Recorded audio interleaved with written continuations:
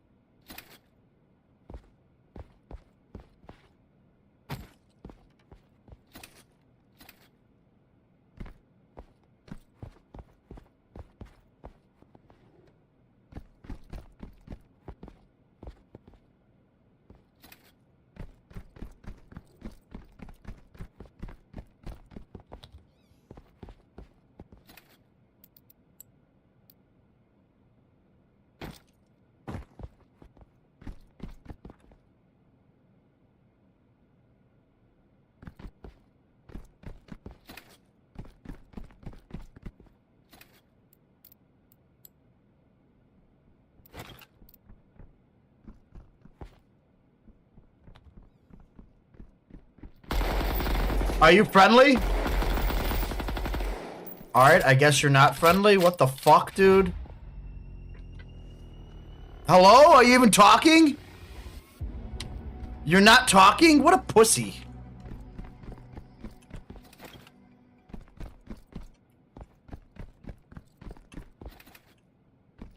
Fuck that guy.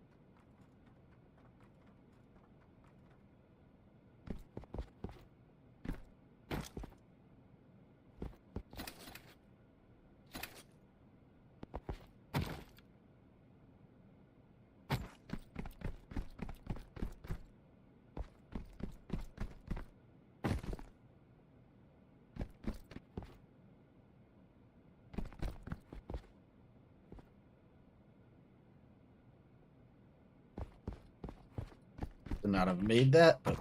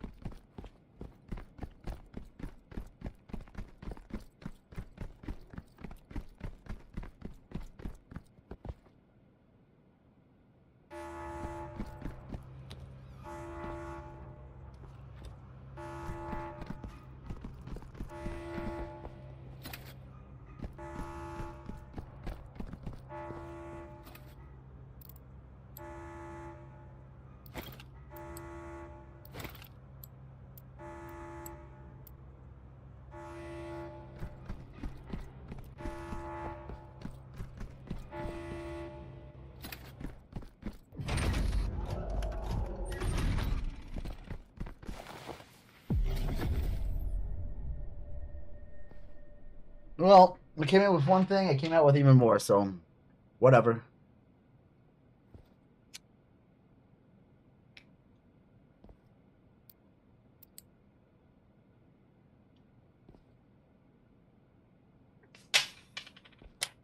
Wait, one more of those.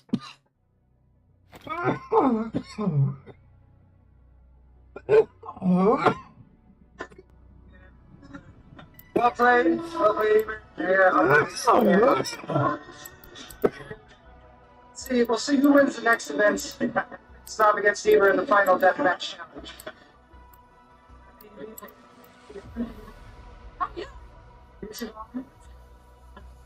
You're about to meet people and treat them. So my question is, there's still long lines for people.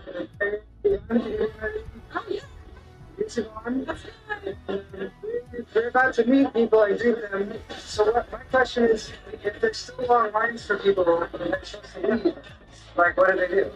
You have to come to line. They're supposed to be, they can just Okay. So you have to wait. yeah, if they want to. Okay. See how it goes. You're right, but you have to get somebody out. You do.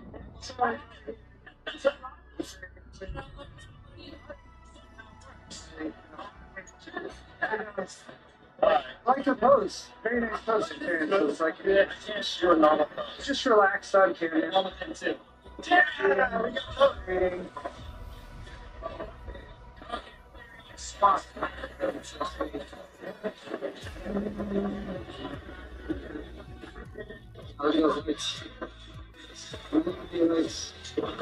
Just met a bunch of cool people at the meet and greet area. And you know what? I have a disappointing news for all the people still in line.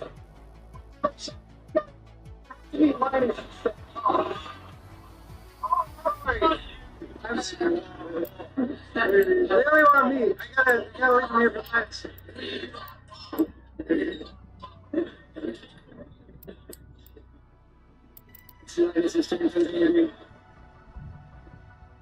It's been Austin here. What he brought a shirt that he's having everyone sign. Nice flex tips. Thanks, bro. I'm gonna sign this. It's fine. I'll hold it on my. I can sign this chest. Okay.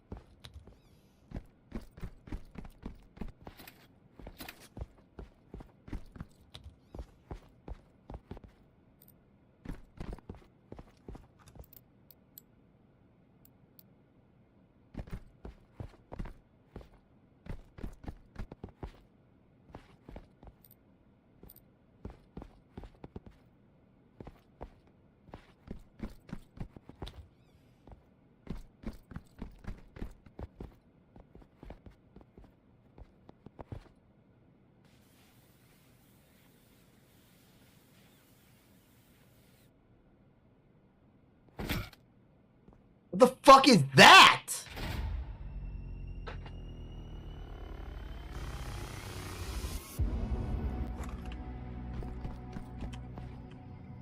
All of that for that. That's why this game sucks. That's why this game sucks.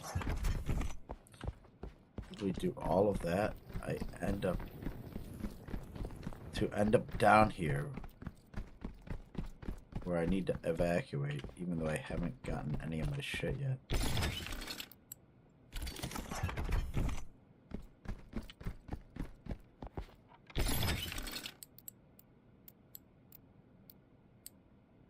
It's more than I came in with.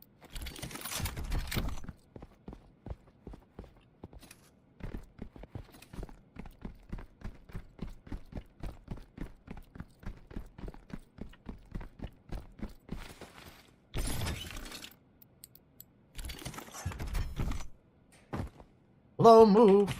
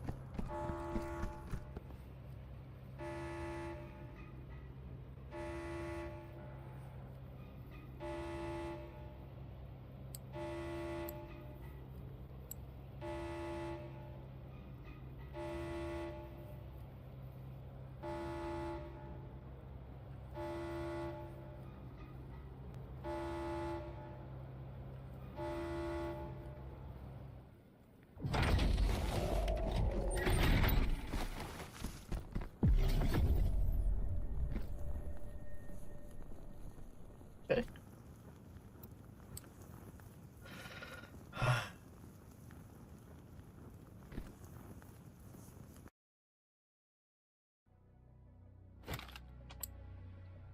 We're gonna exit that game now. That's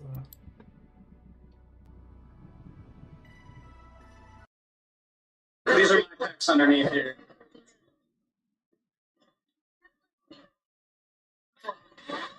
Next to Linus's shoulder right there. Glorious.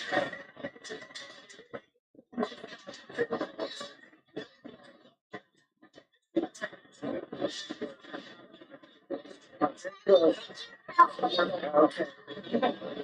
TXA2. We just visited the merch area. Merch lines. It was a lot longer yesterday, but even today, still lots of people getting merch. They have some exclusive stuff here. I got a whale. Hana, can I see your whale? Look at that. It's got some bling. It's got some sunglasses. It's a really cool whale. What's his name? Whale.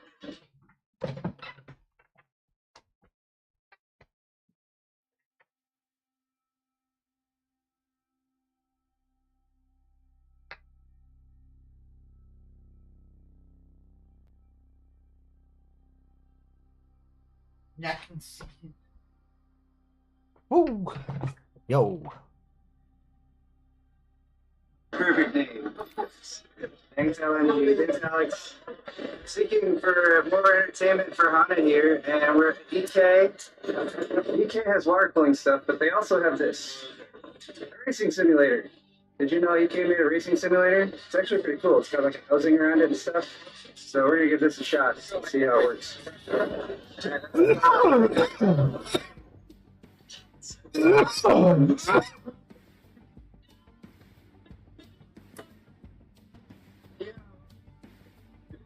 You feel that?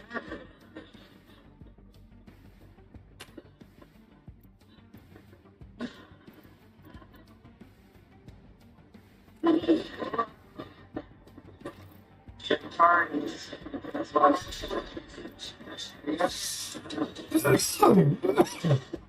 Them off from DJI. Trying to follow me. How long are we there? Really slowly.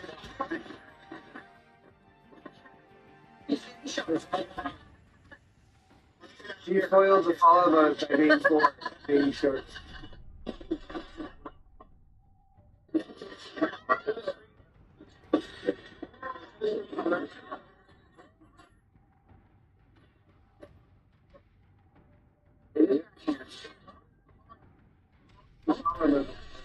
So many celebrities here, so many famous people. Everyone was here like a second ago, but he walked away because he's antisocial. I'm gonna do a quick interview with Luke over here. Luke, how are you enjoying LTX so far? It's really great, Paul. I'm having a wonderful time. There's so many nice people here. By the way, your channel is way better than all the other YouTube channels. Thank you, Luke. That's so nice of you to say. Fist bump it. Good. Alright. Catch you later. One of Honda's favorite things has been the Gobi booth, where they have LEDs. I'm not good at this game. Shapes. Hello? Is my mic open? What the fuck? Is this an open mic? Is this an open mic? What is happening right now? I fight to be free of your acceptance. Says push to talk. What the fuck? Can you guys hear me right now? Yeah, I can hear you. What the hell? Oh, what the F? Open mic is on now. Open mic is off now. Why is my mic stuck open? What the fuck? Oh. Oh, it's a put. Is it what? What? Now, what? What? Yeah, I had push to talk on from the get-go. I'm bad at this game, just so you know. I'm very bad at this game. Oh yeah, So I are we. heard it today. Oh, perfect. Sounds like this is gonna go well. Yeah, but I already got 2 wins. So nice. Because I carried you to both of them. Damn, why don't you be mean I to little helped. kid? Yeah, you did all of it, I bet, buddy. Don't let this guy bully you. Sounds like he needs to get smacked in the back of the head.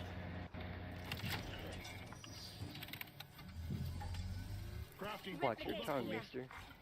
Watch my tone, you watch your tongue. That's what I said to you. You said tone. Oh, piss. What the Okay, thank you for the floating heavy round. Okay. I'm just floating.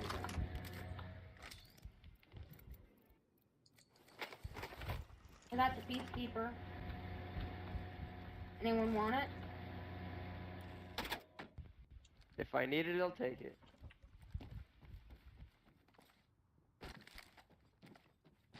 Ah! Oh, no, they didn't hurt me.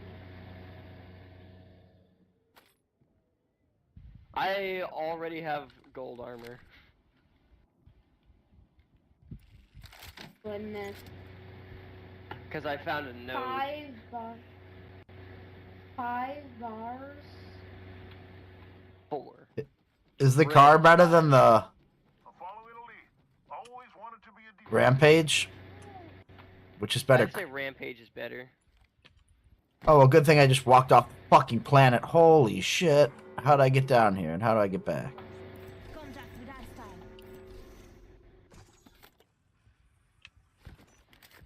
Hello. Charge rifle here.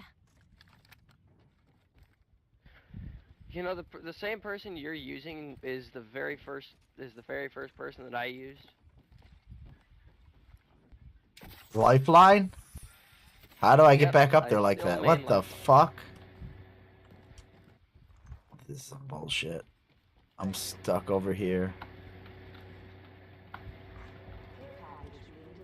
Okay. Alright, I got it. Open. Hostile close. What is choke? Don't know, and you probably won't need it. Wait, so you took my gun? God damn it. Why'd I even work my way back up there for? Contact. They're actually hostile. Knockdown shield here. Level 1. What the f- I just floated for a sec.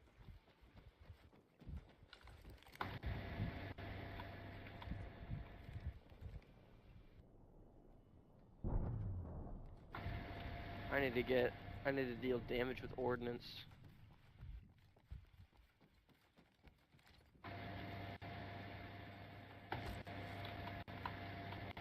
Look at the nearby cage package. L-Star! L-Star!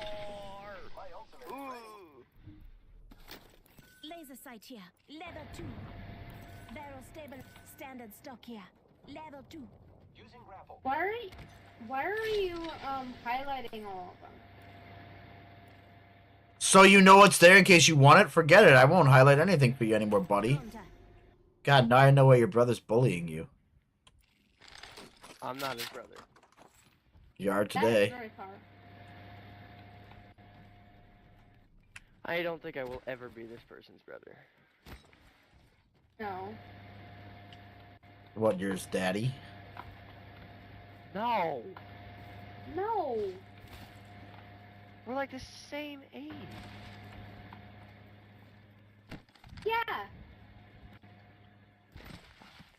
Fucking disgusting. Yeah, but if you're schooling him. You're disgusting. We don't even live in the same continent. A lot We of have people don't live in the same different continent as their fathers. Well, same. Great logical explanation there, buddy. What's the time zone? No, I'm thinking about like where we live. I found a vault key. Not like the USA. Where's the vault? There's the vault over here. Optics That here. is in the Close US. range. Air star here. Time zone.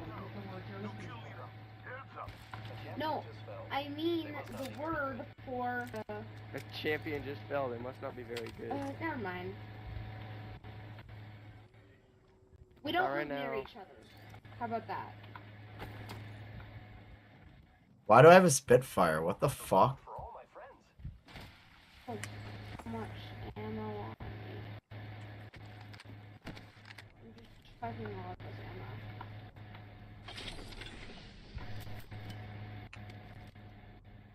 Charge rifle here. Off the squad's left.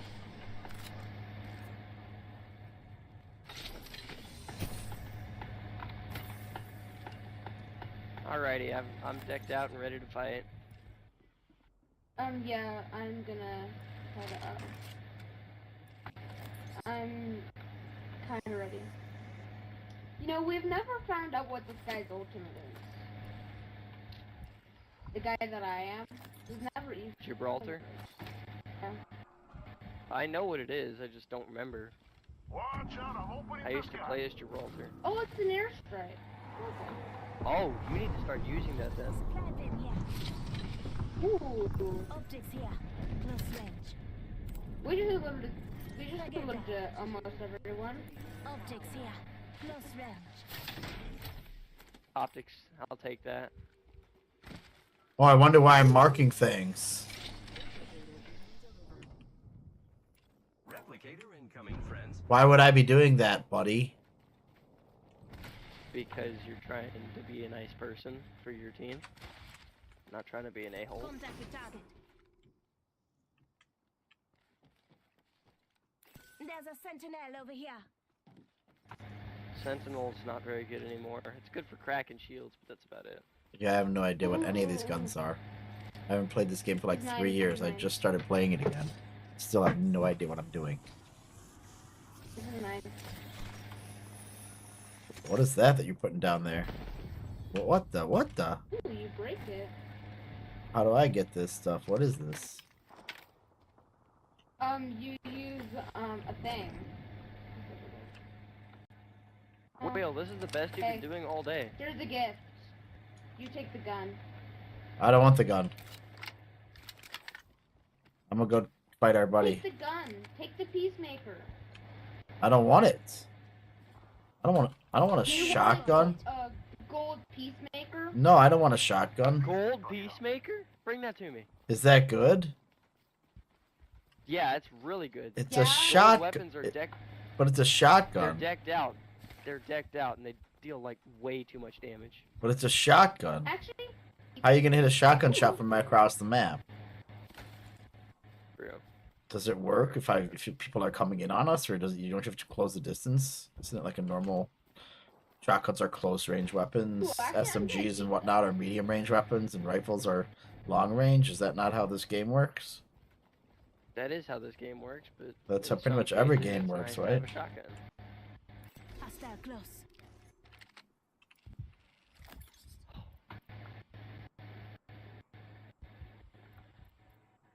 I've got way too much heavy ammo. I am a literal walking ammo box.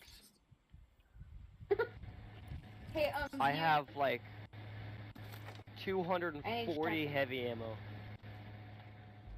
I need shotgun ammo for a second.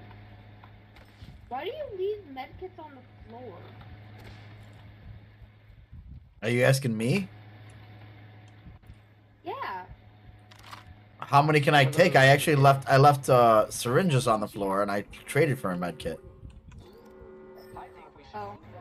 I'm carrying 4 medkits. How many more do I need? I needed to pick up some shields, and I I was. found out how to switch your grenades. How do you do that? You know, did the tutorial.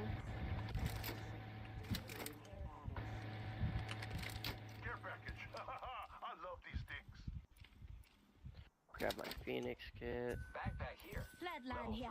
Optics here. Sniper. Materials here.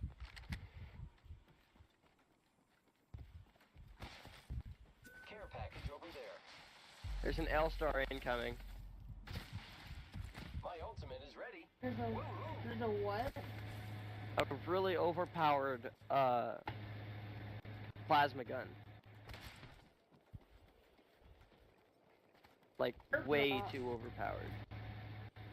It's an energy rifle. It's way too OP. What is this thing that's floating in the sky over here? Peacekeeper here. What's this thing? Okay. That's a jump tower. Traveling. Hey, we got I'm gonna go up it. Okay. We're not all in the ring. Check your position. Oh, it just allows me to jump again. Materials for us. Yay. Ow.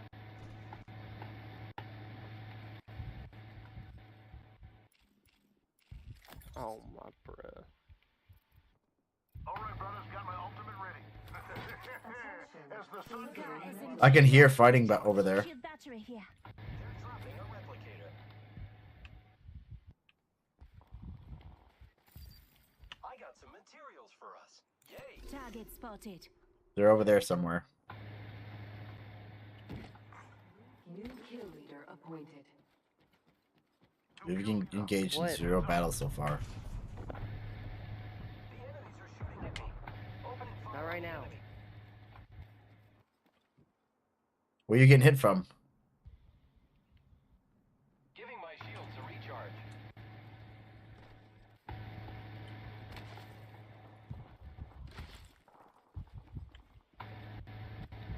Because I'm in the middle of a match. I'm crafting. I am taking fire, friends. Broke that enemy shield.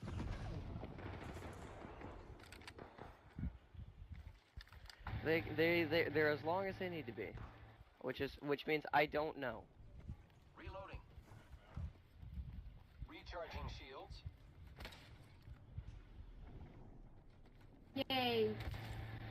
shield. Woohoo. They're right by me.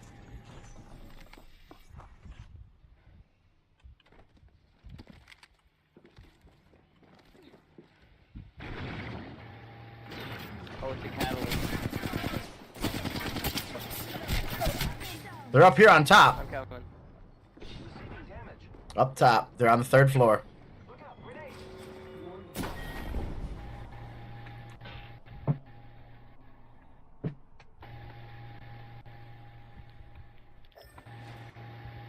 Making contact with the enemy.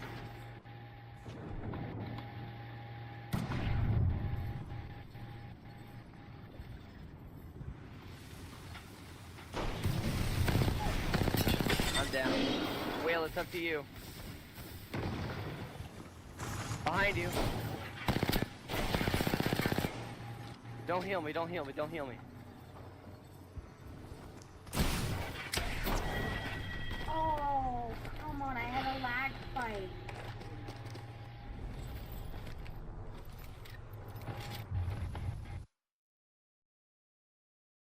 That one guy just wrecked all of us like that? God, why are we so bad? Oh my god, I gotta get better at this game.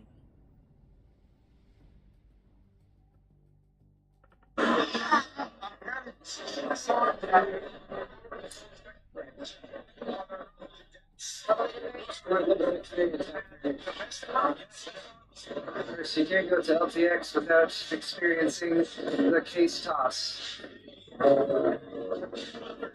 These 4 cases. Sorry, Paul, I gotta drop you real quick. Just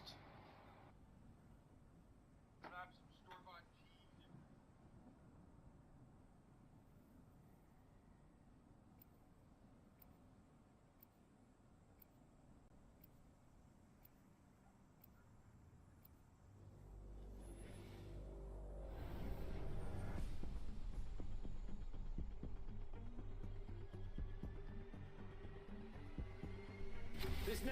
Today, we're talking about Mr. Beast finding himself in 3 different scandals, Andrew Tate even piling on. Lizzo has now responded to those disturbing allegations in the lawsuit. Microsoft just keeps dropping the ball. We've got grandmas fighting back, kidnapped victims punching their way out of prisons. We're going to talk about all that and so much more in today's brand new extra-large Philip DeFranco show. You daily dive into the news, all powered by this upcoming August 7th drop at BeautifulBastard.com, where if you jump in on the first day, your order will be 30% off. So buckle up, hit that like button, and let's just jump into it. Starting with, this news story is horrifying. So the sex worker in Seattle gets approached by a potential customer last month. It begins like any ordinary service. They have sex, she's expecting to get her money, but then he reveals himself to be an undercover cop with a gun, police patches, a taser, which he also points at her, and other law enforcement equipment. With him then putting her in handcuffs and leg irons and throwing her in the backseat of his car, saying, "You are under arrest." And then they start driving to the station, or at least that's what she assumes. The thing is, though, she realizes this trip's taking a strangely long time, and then she looks at the officer's cell phone, and she sees this map that says they're still 2 hours away from their final destination. So it's at that point she realizes, oh no, the guy in the front seat is not a police officer. And in fact, the place that he's taking her, Klamath Falls, Oregon, is more than 450 miles, or about 7 hours away. And along the way, he allegedly stops to assault her, then just keeps going. Eventually, though, they get to this man's home, and he takes her into the garage. And sitting there like a low-budget horror movie is a cinder block dungeon this man apparently built himself, with him forcing her inside, then locking the metal door at its front, and then leaving her there. But thankfully, this guy was as much of like an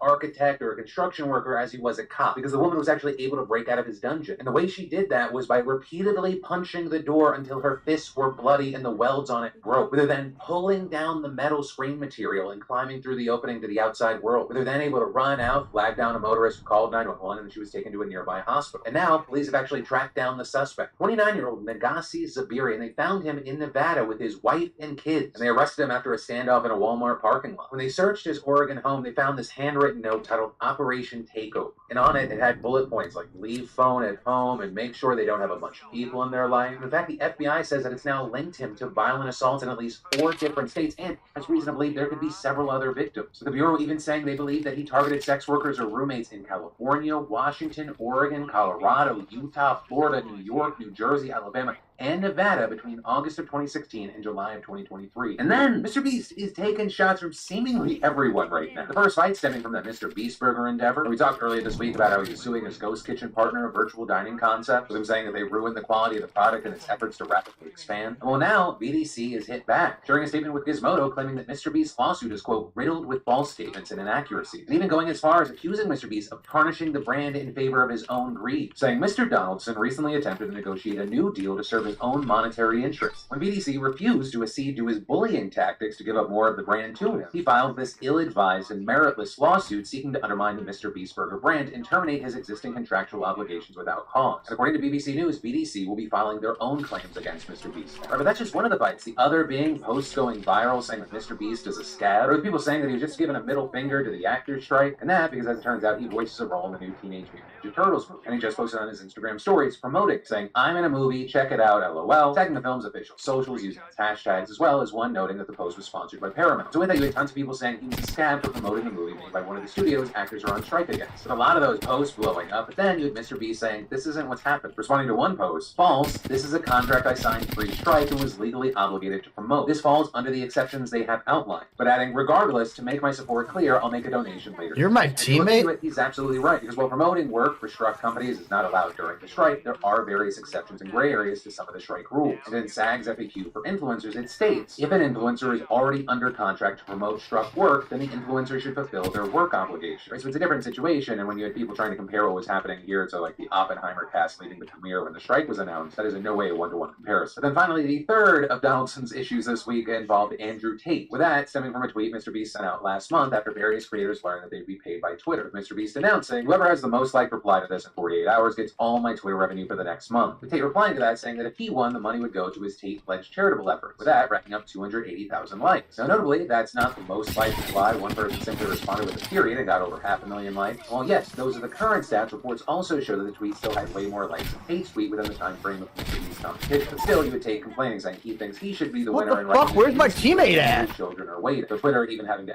fact check to know. Oh, you guys are assholes. I came to fucking help you, and that's what you did? The other tweet shouldn't actually win, and writing, this is a lie. They botted a random tweet after I won. They refused to donate to Islamic countries. Refused to help innocent children. Refused to...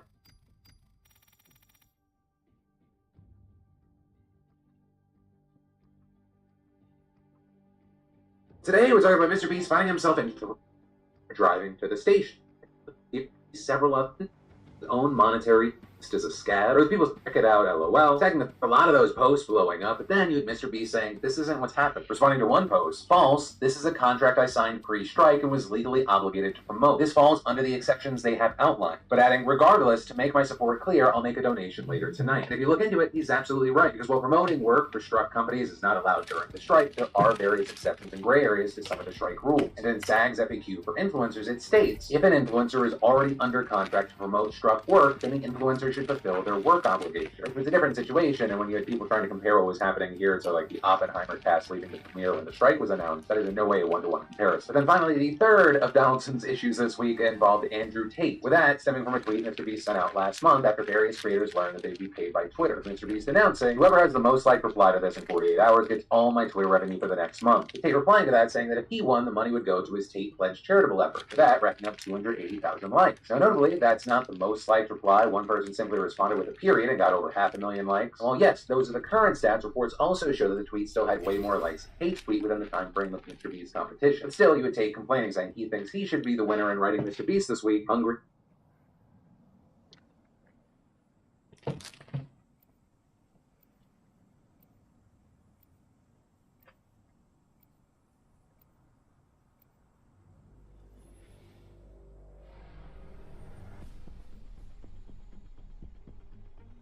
Welcome to the School of Hard Knocks.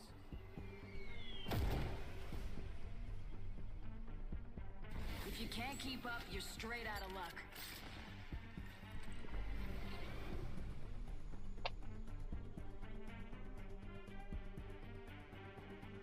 It's time to impress.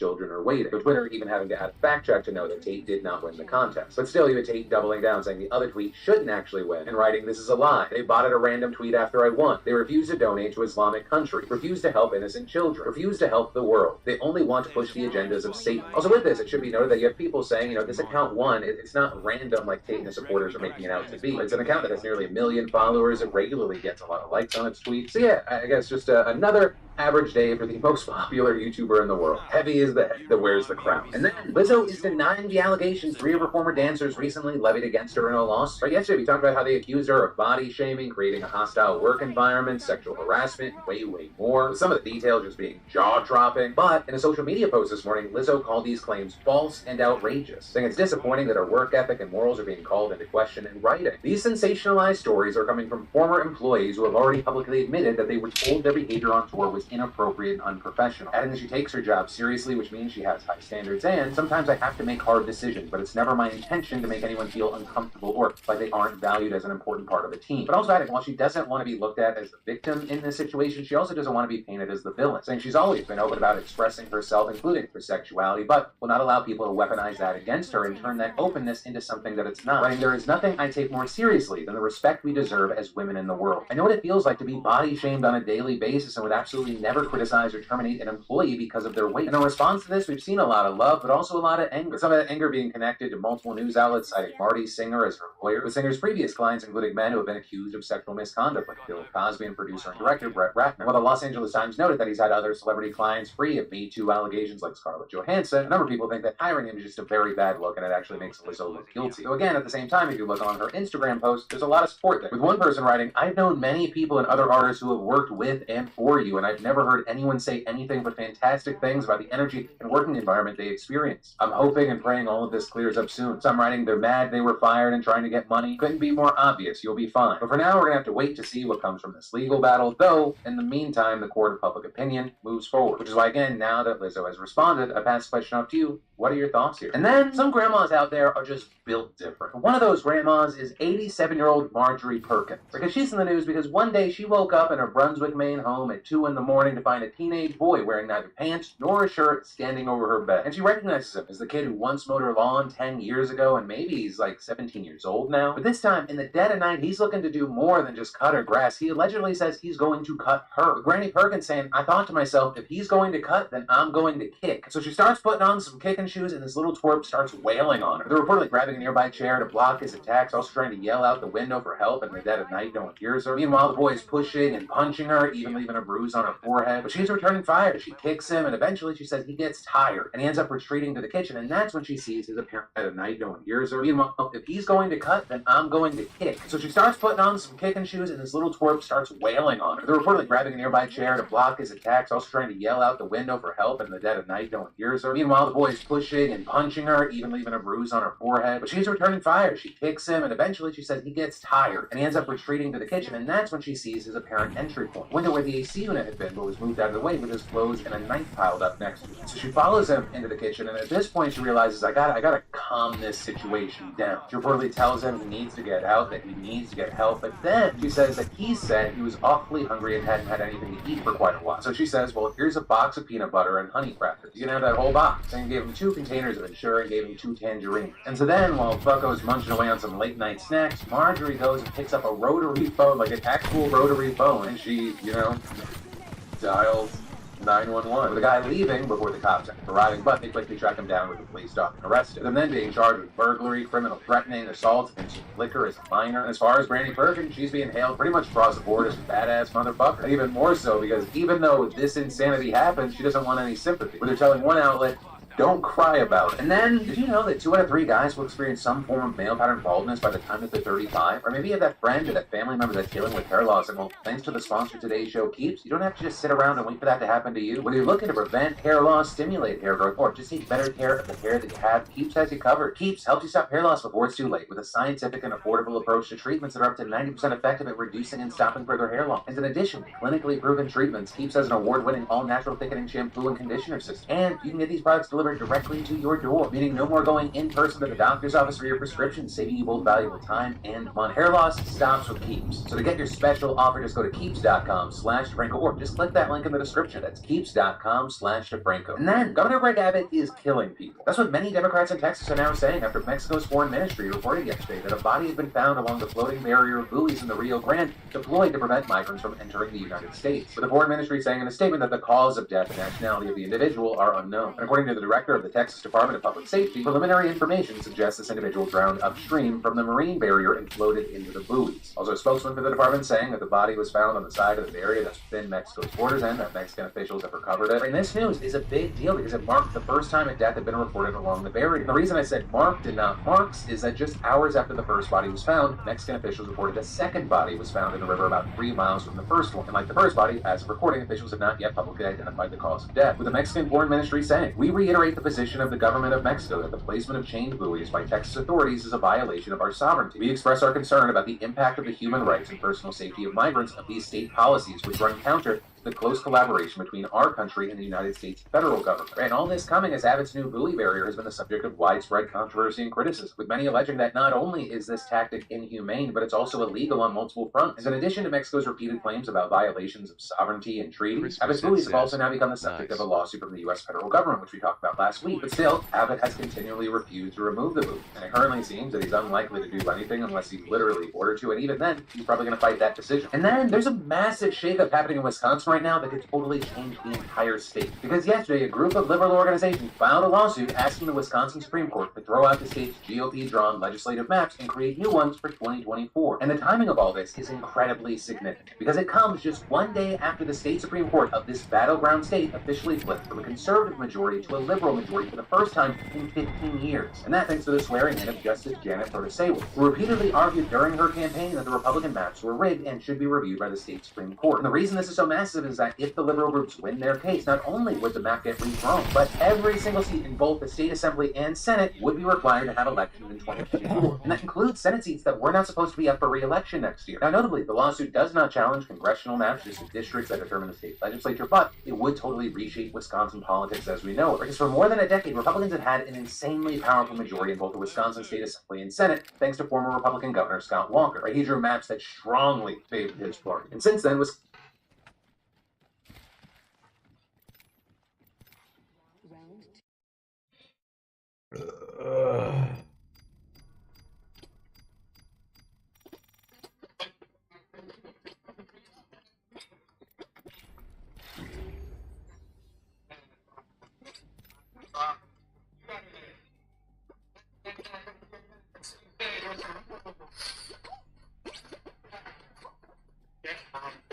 Hello, sir. While I don't inherently object to the idea of gaming on whatever this is, I do object to this death math. What the actual crap am I looking at here? This is clearly bootleg, counterfeit, not official LTT merch, and it makes me extremely uncomfortable.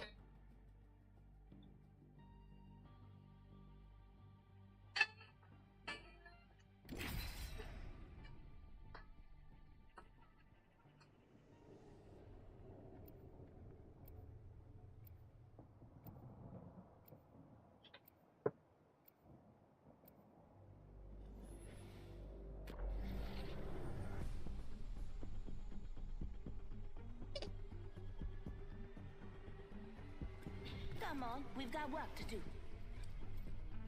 Our path is made today.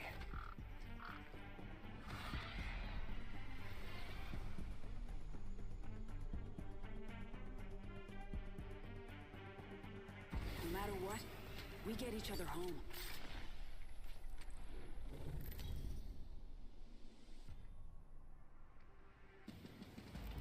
Introducing your champion.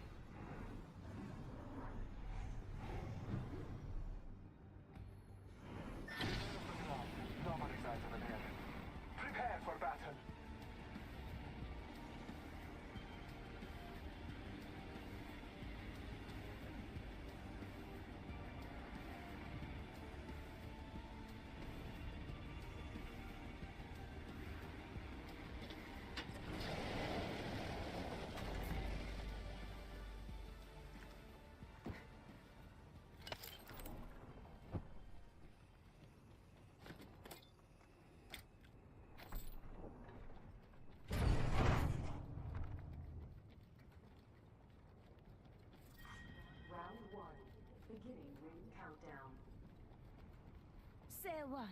We're all inside this ring. Attention. First blood. First blood. Tastes like victory.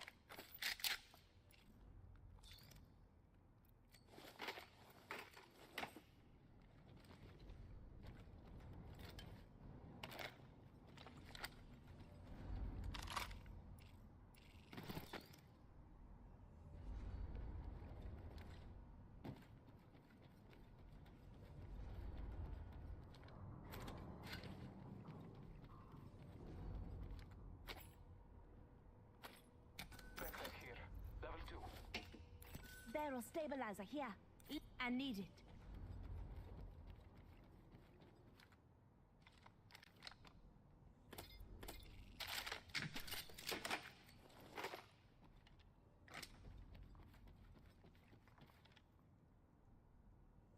Longbow here.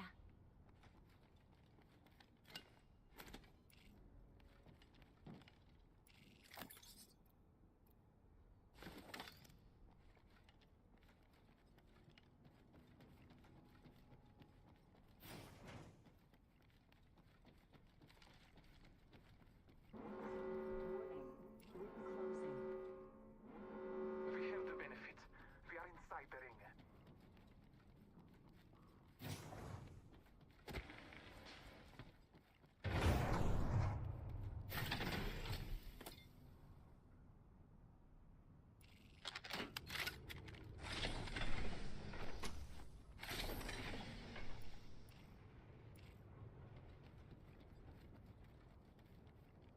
Might be something good that way. Cancel that.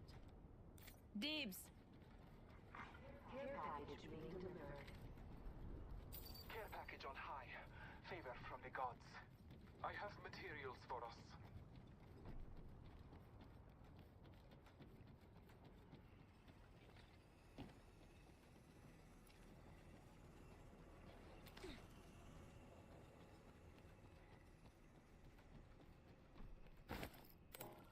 Backpack here. Level 2.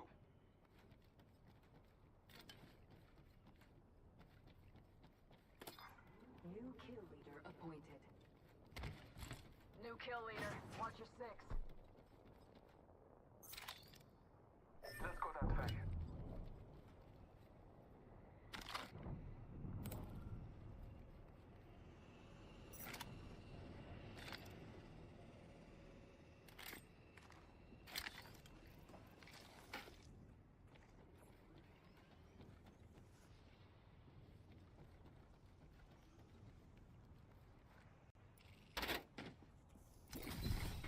Heat shield here.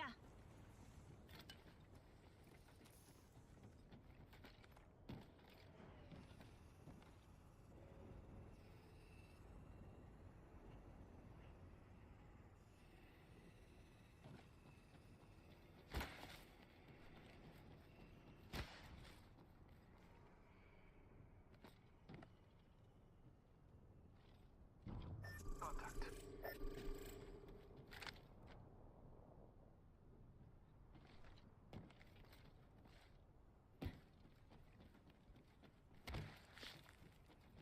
A trail to Anscotti. Let us catch them unaware.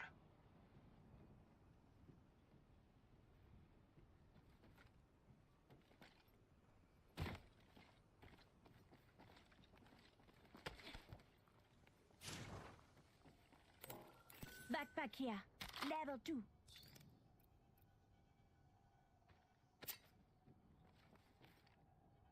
Light ammo here.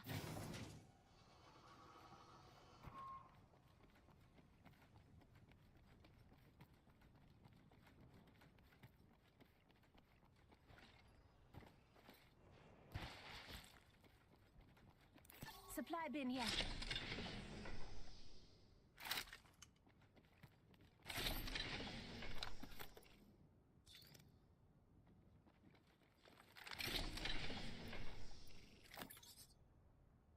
Syringe here. Frag grenade here. Half the squads are left.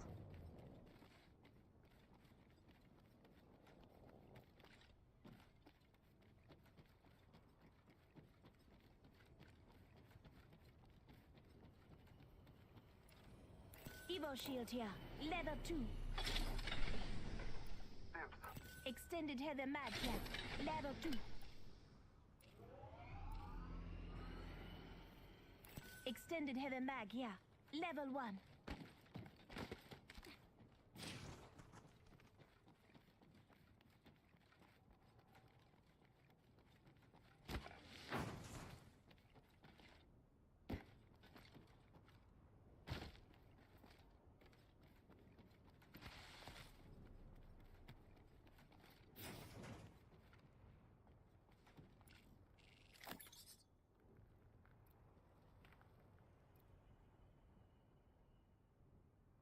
Shield battery here.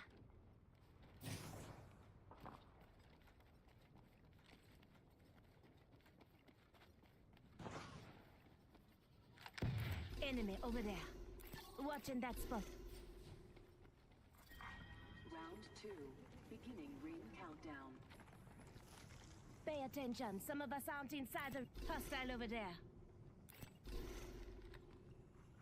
Hostile over there. Marking our locator. Hostile over there. Got a replicator coming down.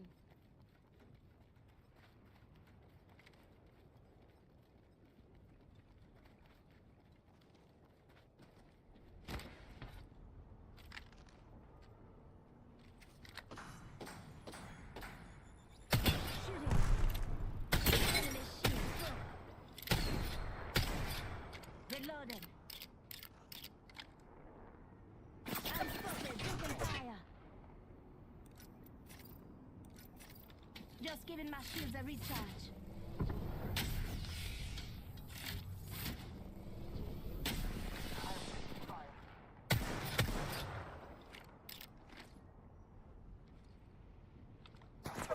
Listen up, I'm getting shot at.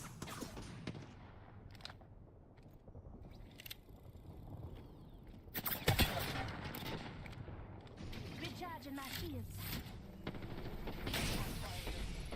Scanning the area. Healing my wounds.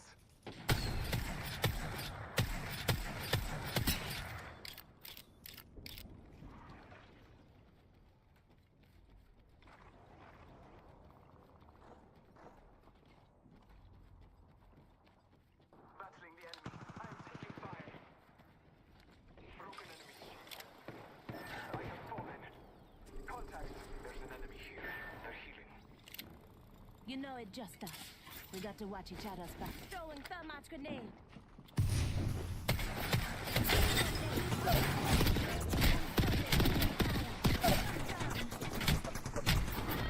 Where the fuck is our teammate at?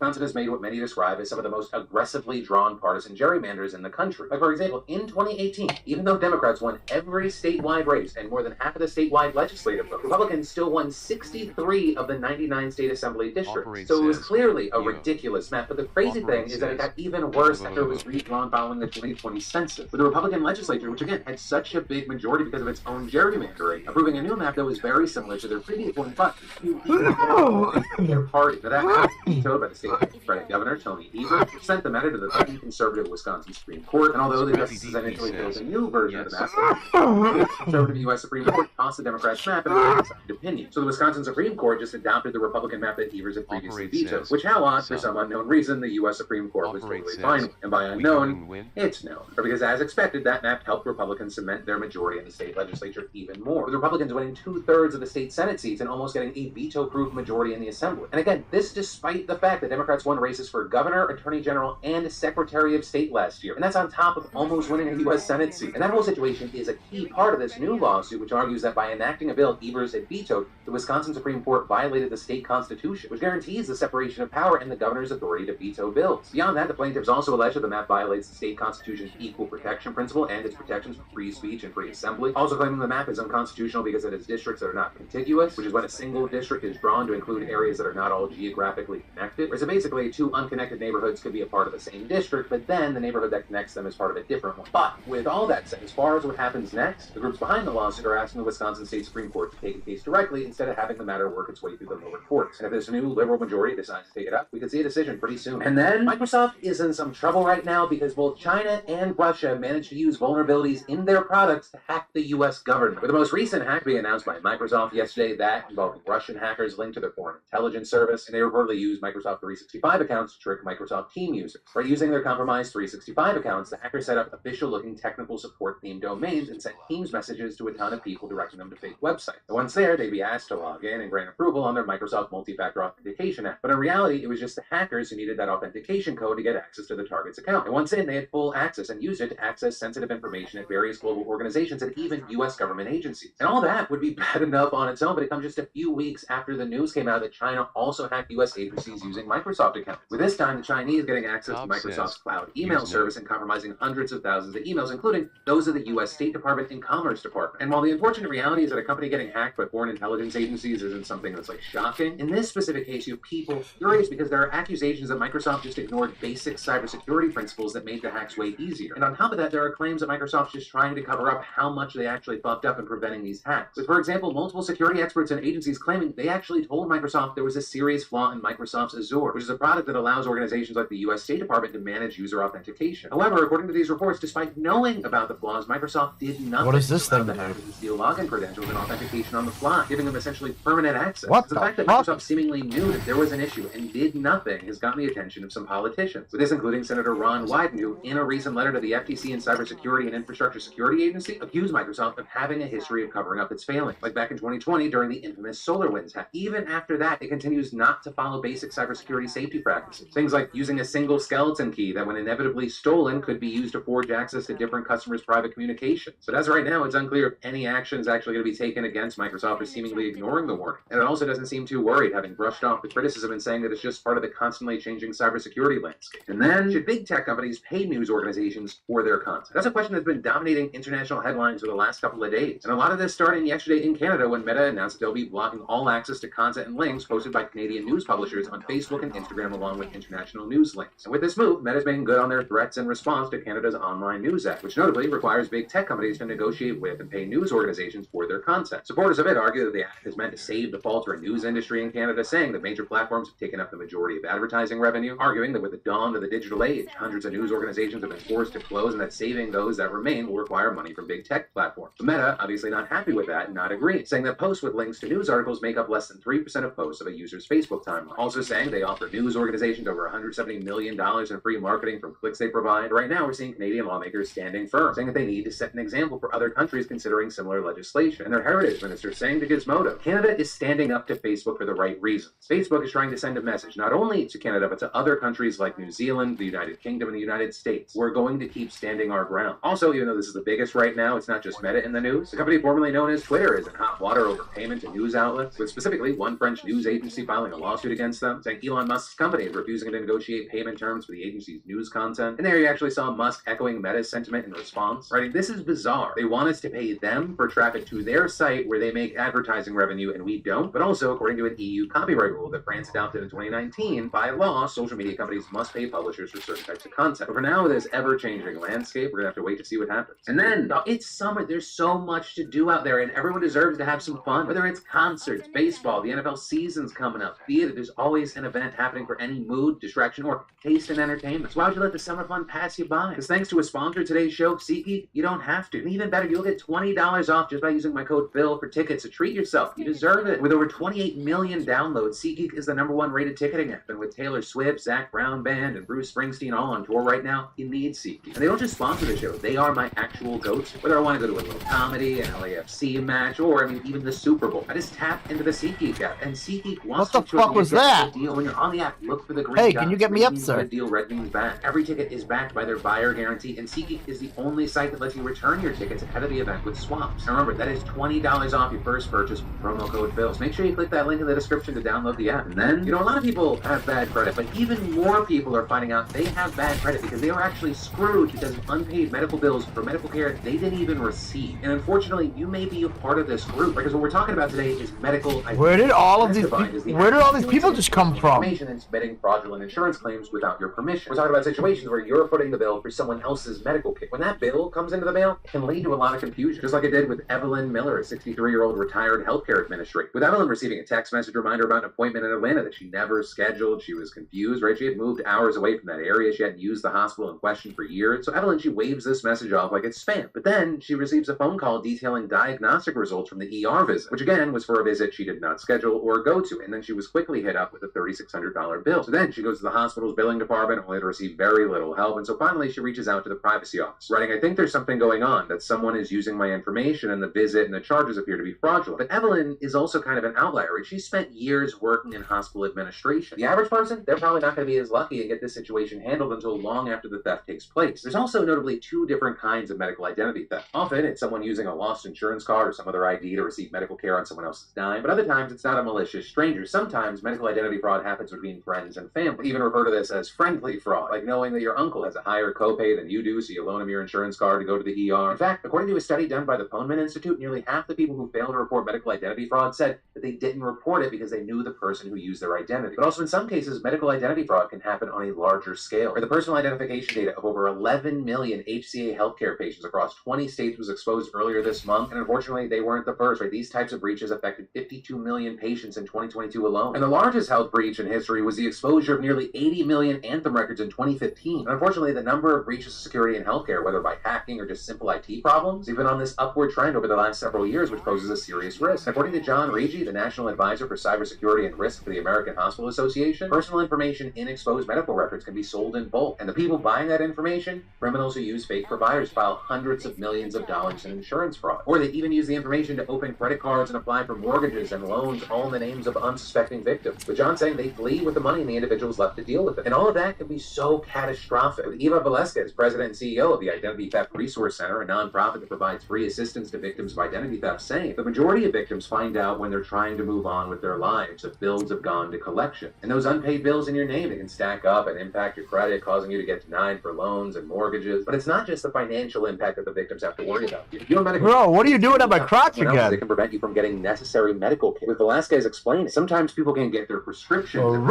mixed with someone else. Maybe you won't be able to get the treatment that you need. There are serious implications. All of that is having exposure of your other personal information, like your date of birth, your security number, your address. With the only remotely maybe kind of okay news being that at least medical identity theft is relatively rare compared to other identity fraud. With the Federal Trade Commission receiving just over 27,800 reports for it in 2022 compared to the over 1,000 for identity theft related to new credit card accounts. Also, with us talking about this, we should talk about the ways to handle it when it does happen. It's easier said than done, but keep your eyes on any bills that you receive from insurers and medical providers. If you see something suspicious, contact them right away. You can also go to the FTC's identity theft site to learn your next steps and file a report. Also, it's recommended you ask every medical provider that may have been affected by the fraud for your medical records and work with them them to fix any discrepancies, along with notifying their fraud department and sending a copy of the FTC report, as well as just keeping an eye out for organizations like the Identity Theft Resource Center, which again offers free assistance in recovering from many different kinds of identity theft. Alaska is saying it's best to proceed as if your data has been compromised and will be for sale. Don't be afraid to ask for help. And then it's too damn hot outside.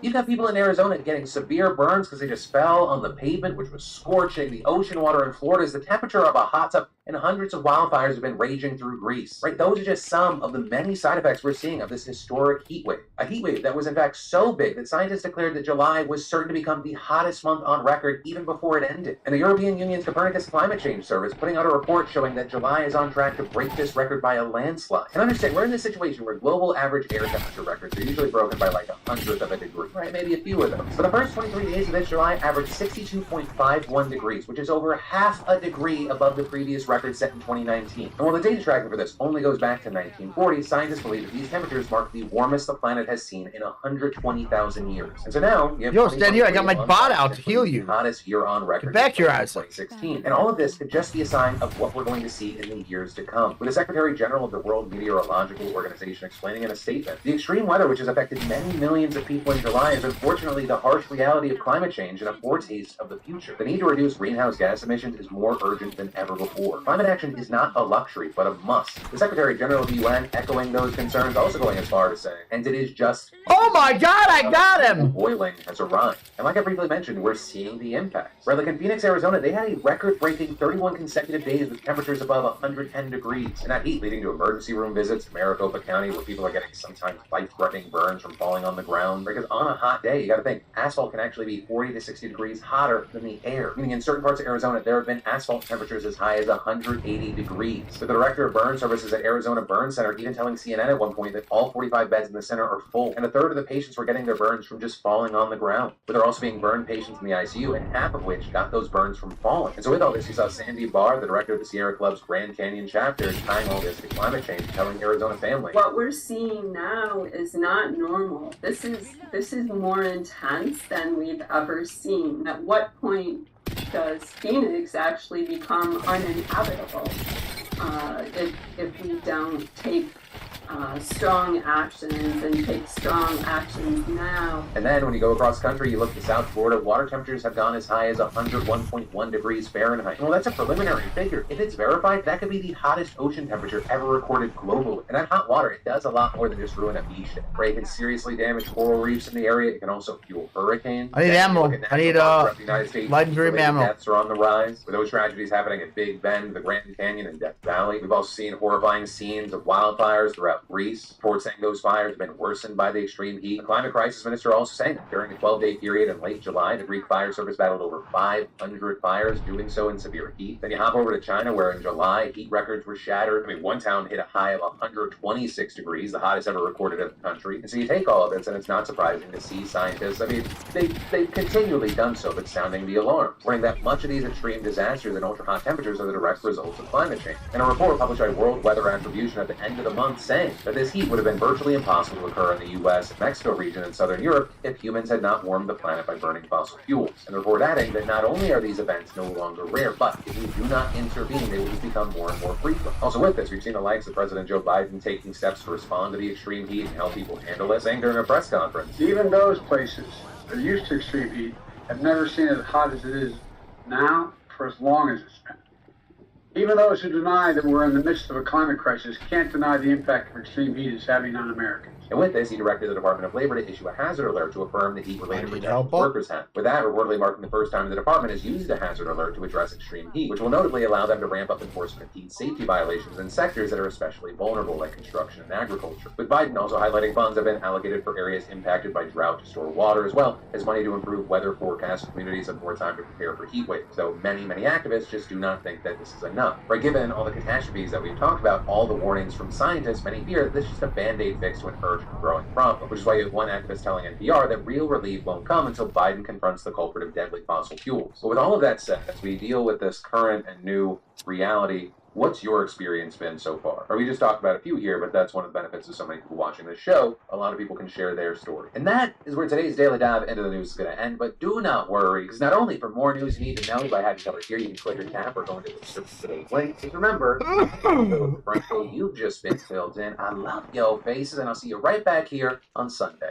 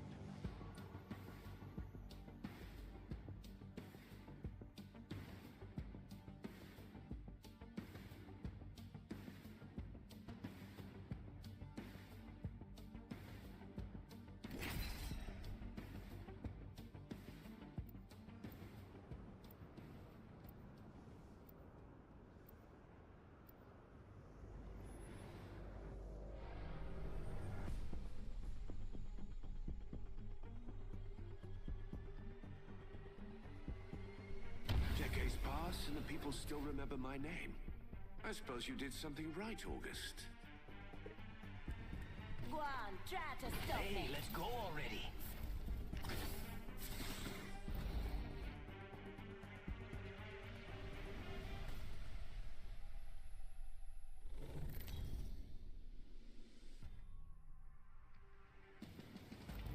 Introducing your champion.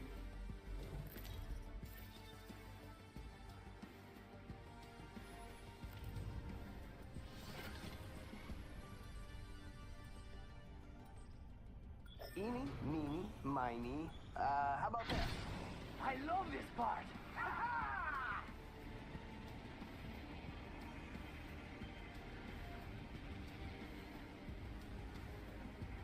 Spotted a foe over there. Jolly good. Mira, we should check that out. We should move there, companions.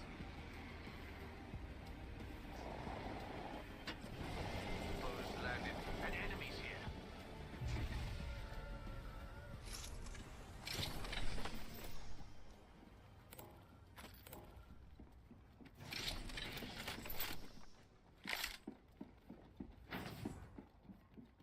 Alternator here. Shields broke.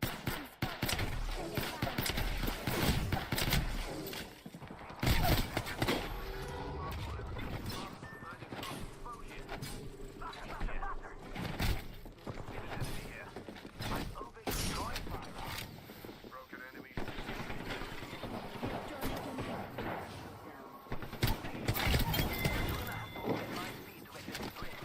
Enemy taken out. Down. Now. Contact.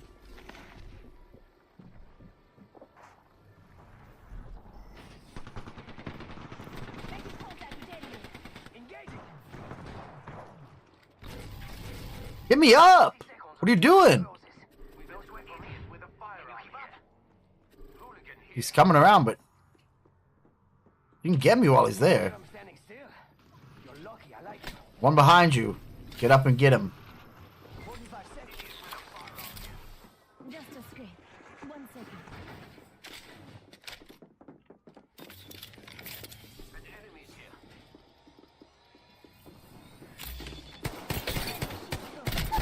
Down. He's hurt in here again. He's hurt. He's hurt. Go get him. There's one behind you. One behind you. One behind you. One behind you. Where you came in. Where you came in. Where you came in. Let's try. Fuck. Bro. So bad at this game. Took the one out. Team can't help you though.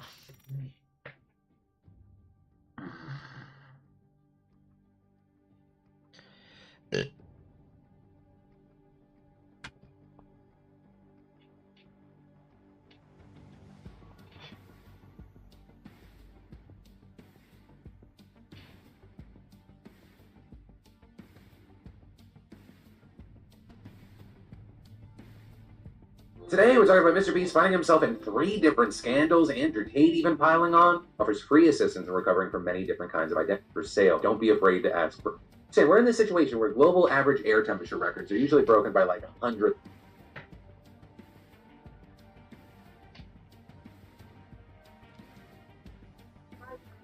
Okay, just know, chat, that you shouldn't be drinking toilet water with a live straw. I thought it would be really fine, but I think I actually did get sick from drinking toilet water. What in the absolute fuck are you talking about? It is not healthy for you. Is it from the beach water?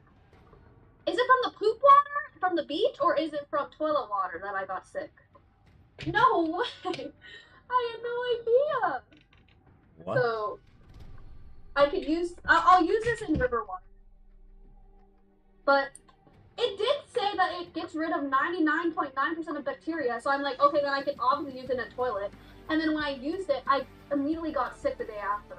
And it tasted just like fridge water, so I was confused. It was refreshing, it was nice and cool, and then all of a sudden it's just like, I guess I can't drink it. Hoopla. It looks like a wand that can be used in the movie, but it's actually a light straw. So I'm gonna use this in the river and in the lake. No, you're not. Wings in it. Yep, pretty cool. Does it vibrate? And then we get more life straws. Hi, I'm Abby, and welcome to my channel. If you're new here or you clicked on this video from the recommended, please don't forget to subscribe and help my channel up, and I really appreciate it. I'm a Corvette and still can't get bitches. I had one, we broke up 4 months ago. So she's single? Bro, tell her to call me. You sound gay with your girly voice. I promise my penis is way fucking bigger than yours. I promise. How's the hair loss been? It's been fine. You can't see the bald spot. I think I might try to like get some of those like scalp oil. Oh wait. It looks like it's kind of growing back, or maybe it's some coke. Emmy, are you getting shorter? Dance one time. What kind of fucking question? No, I'm not getting shorter. I did. Fuck this.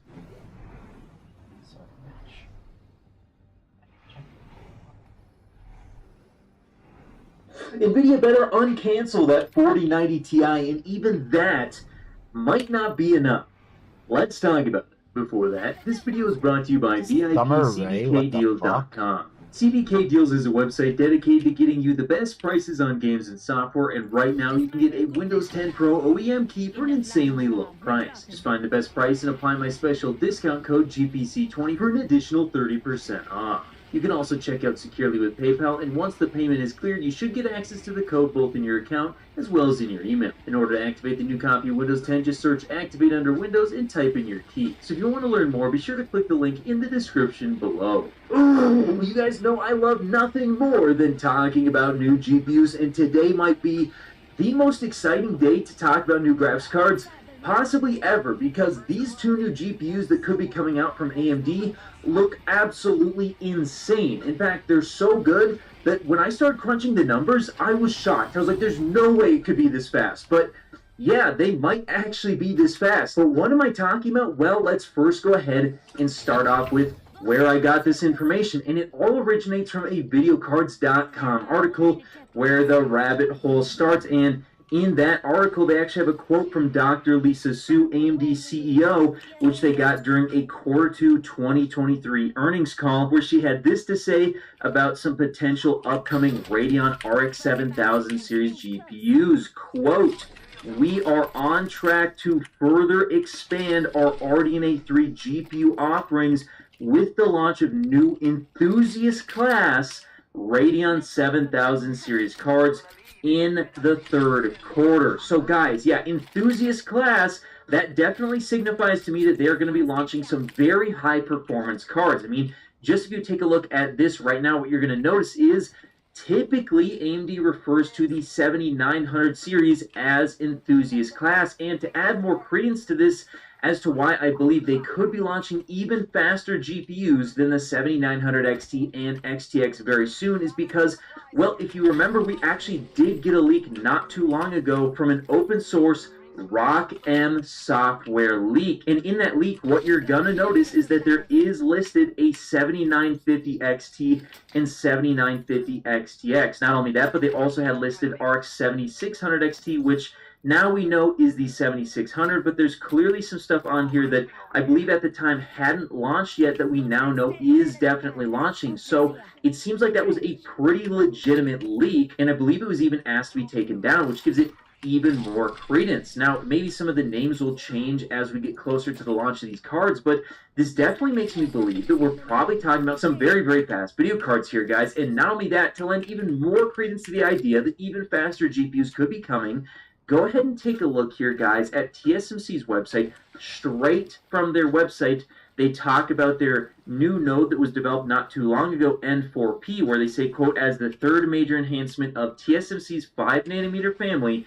N4P will deliver an 11% performance boost over the original N5 technology and a 6% boost over N4. Compared to N5, N4P will also deliver a 22% improvement in power efficiency, as well as a 6% improvement in transistor density. In addition, N4P lowers process complexity and improves wafer cycle time by reducing the number of masks. Now, the reason as to why I'm talking about N4P is because currently I believe AMD is producing their cards on the regular N5 technology 5nm wafers. Now, if they move over to this N4P, which should be pretty easy for them to transition over to, and what I do believe they will be actually producing these cards on, they could very easily get a pretty substantial performance jump, especially if they just slightly increase their power limit on their top end SKU. We could be talking about a lot more performance. How much more? We'll talk about that in just a second, but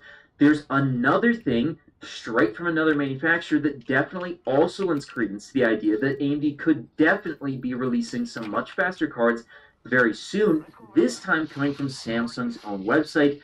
In regards to their memory, it states here 24 gigabits per second. Memory's high-speed makeover. And they got a really nice image on screen here, guys. And the reason as to why this is important is because the 7900 series right now is using 20 gigabits per second memory. And as I'm going to show you on screen, not only is Samsung advertising 24 gigabits per second, but you can currently purchase it right now in 16 gigabit versions, which means you do the math, that means every single module that you put on the PCB would technically house 2 gigabytes per module. Now, 2 gigabytes per module on a 384-bit bus does give you, in theory, up to 24 gigabytes of memory. The same amount of memory on the 7900 XTX. So what do all these enhancements give you in terms of the type of GPU AMD could build? How fast would it really be? Well, if we go ahead and take a look at this chart that I've thrown together, what you're going to notice here is that first starting off with the slightly lower end 7950 XTX on the N4P node, we could easily be talking about a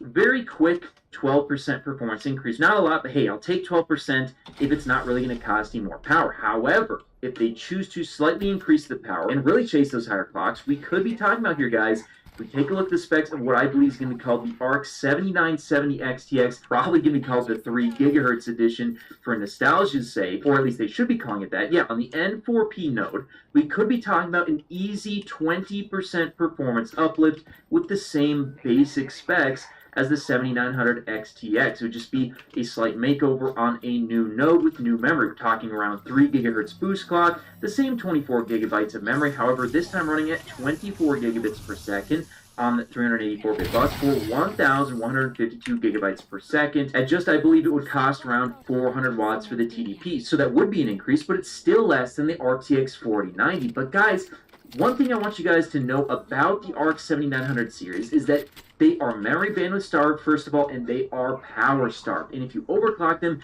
they increase in performance like crazy, especially on the 1% and 0.1% lows, at least in my testing. In fact, in overclock 7900 XTX, in my testing in the games that I currently play, was actually giving me very similar 1% and 0.1% lows to an RTX 4090. So, of course, if we take a look at this chart once again, the 7970 XTX just at stock would likely be giving you around the same performance as an RTX 4090. But guys, it gets way, way more impressive because if you were to buy an AIB model, assuming it scales like the 7900 XTX does on this new node, we could be talking about a card that not only reaches 3 gigahertz boost clock, as I can currently do 3.2 on a 7900 XTX right now, so that's not super crazy. If you give it a lot more power, yeah, we could be talking around 3.5 on the low end to possibly as high as 3.75 gigahertz on that boost clock. That is absolutely insane. And then also the memory speed could be brought up from around 24 gigabits per second to roughly probably somewhere around 26.5 gigabits per second, giving you a total memory bandwidth of 1,272 gigabytes per second. And in terms of performance, 3.75 gigahertz, now do keep in mind, this would be with like 600 watts or more, so it's going to draw a lot of power. But in terms of performance, we could be talking around 50% higher performance in theory versus the regular 7900 XTX. That is so much more performance, guys, that it would actually eclipse the RTX 4090 by a significant margin as long as ray tracing is off. And not only that, but even the RTX 4090 Ti would still likely fall short of an overclocked 7970 XTX. In fact, an overclocked RTX 4090 Ti would be the only thing that would give you roughly the same amount of performance because, guys, these cards, again, overclock like mad when you throw extra power at them. So this is why I'm so excited about these cards, because if this does turn out to be that we're going to be seeing a 7950 XTX and 7970 XTX soon, which I think definitely could happen, they are going to be crazy fast and a massive upgrade over the current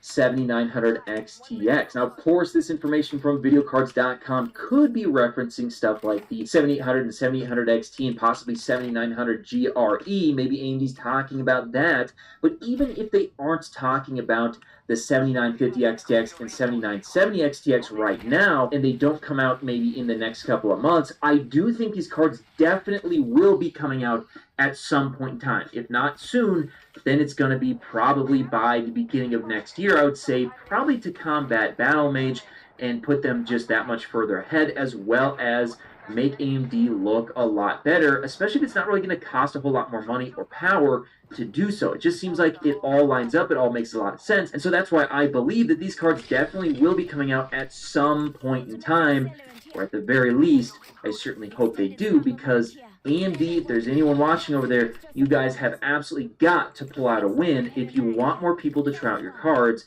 because it's been too many generations in a row where you've lost to NVIDIA. But hey, that's just what I think. Do you think the 7950 XTX and 7970 XTX are going to actually happen? Or do you think these are just delusions of grandeur? Let me know your guys' thoughts in the comments below.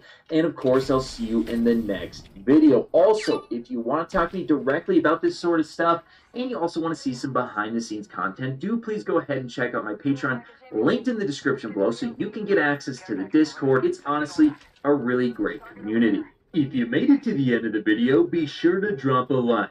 Every time you do so, AMD and NVIDIA release new GPUs. Also, if you want to see more, check out one of these related videos. You won't be disappointed.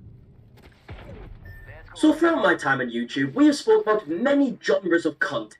We've spoke about gamers, pranksters, financial advice channels, and so on. But one genre we definitely have never touched before is the home DIY genre. A genre on TikTok, YouTube, and a bunch of other social media platforms, but we're specifically focusing on TikTok today because the main creators we're talking about is TB Boop. Which sounds very weird in my accent, doesn't it? TB Boop. TB Boop. I feel like I'm definitely going to mess that up throughout this video. And we're also going to be talking about Corinne Joy here, who has 1.9 million followers, and TB Boop currently has 1.9 million followers as well.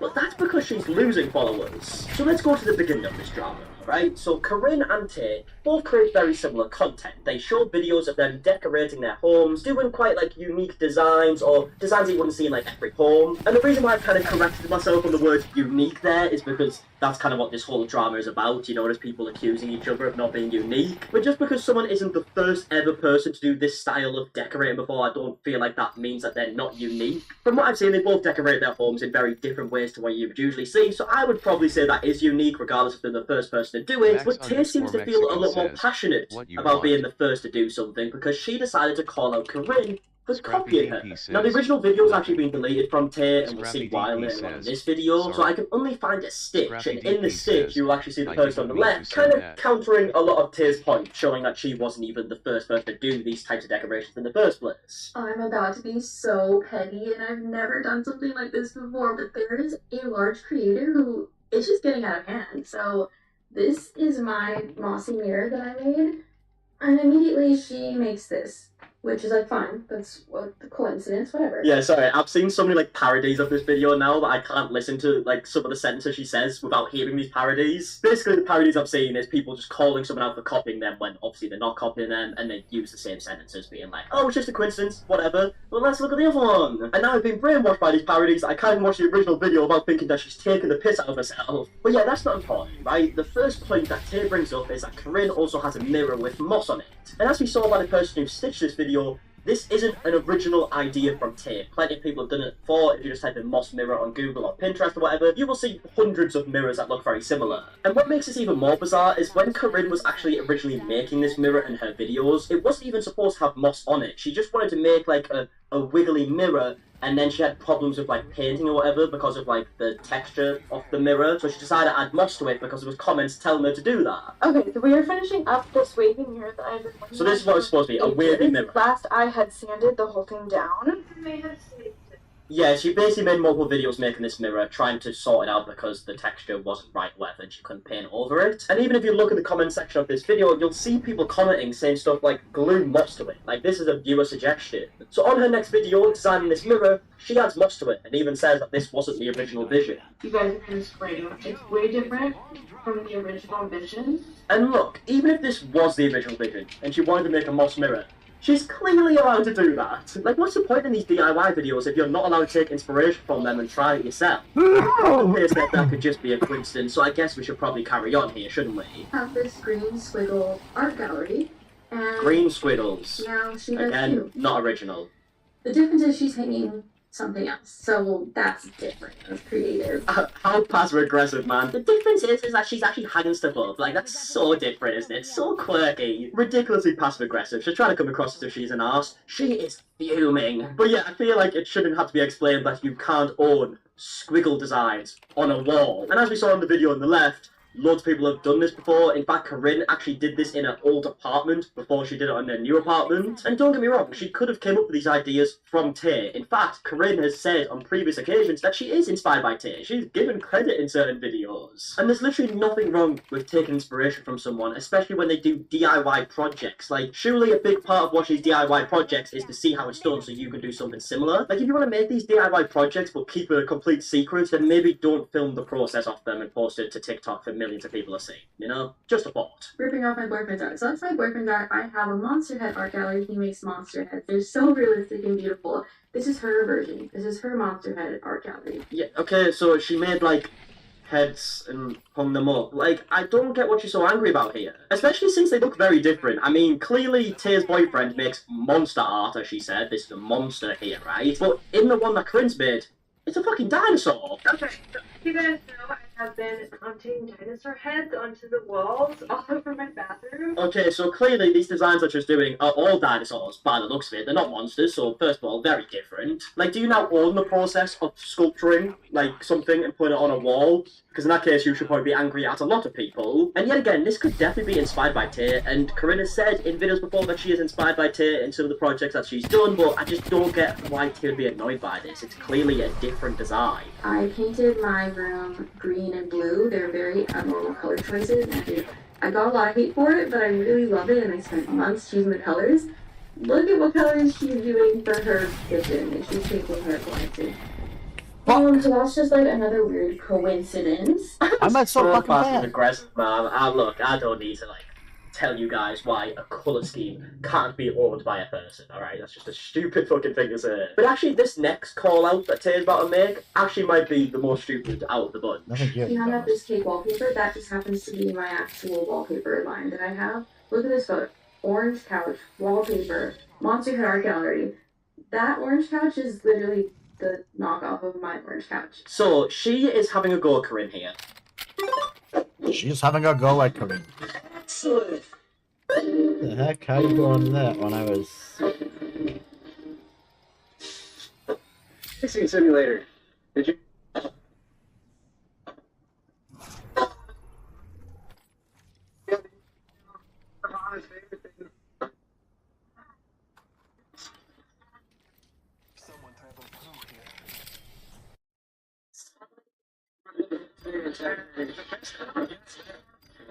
You can't go to LTX without experiencing the case toss. These 4 cases. Look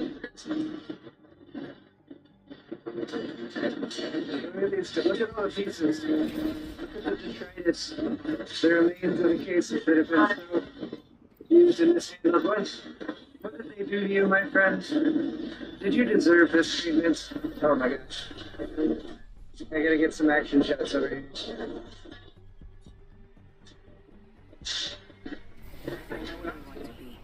Nansen throw.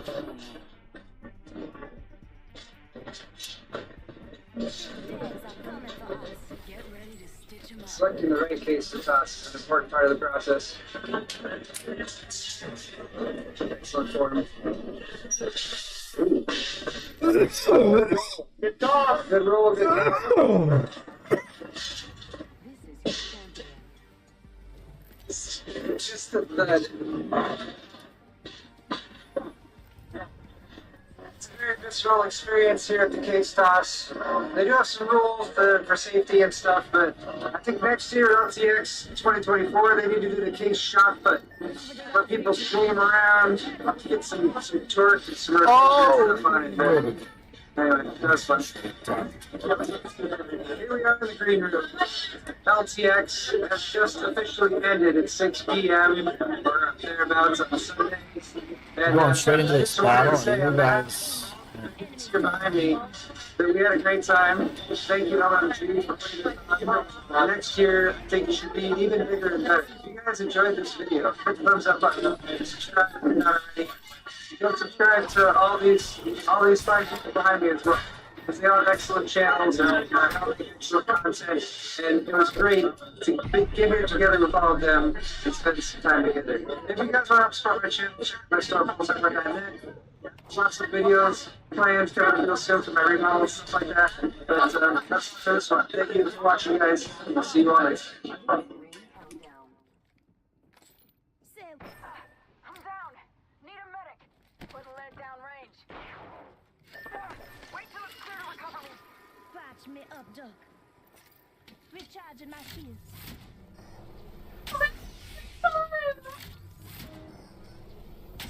Oh! This is hilarious!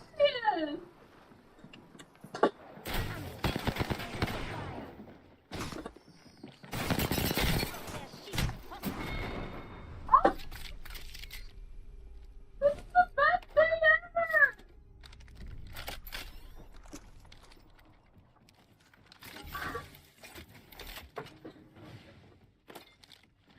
Look! Thank you!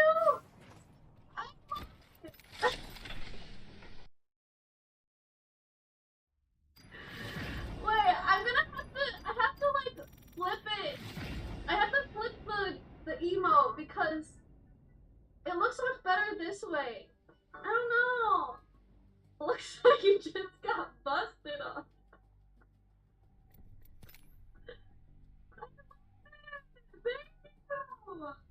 Hello guys and gals, me Mudahar, and today I wanted to talk about something pretty serious. Now ladies and gentlemen, obviously I think if you follow this channel, you probably know what the dark web is. You probably know what the red rooms are.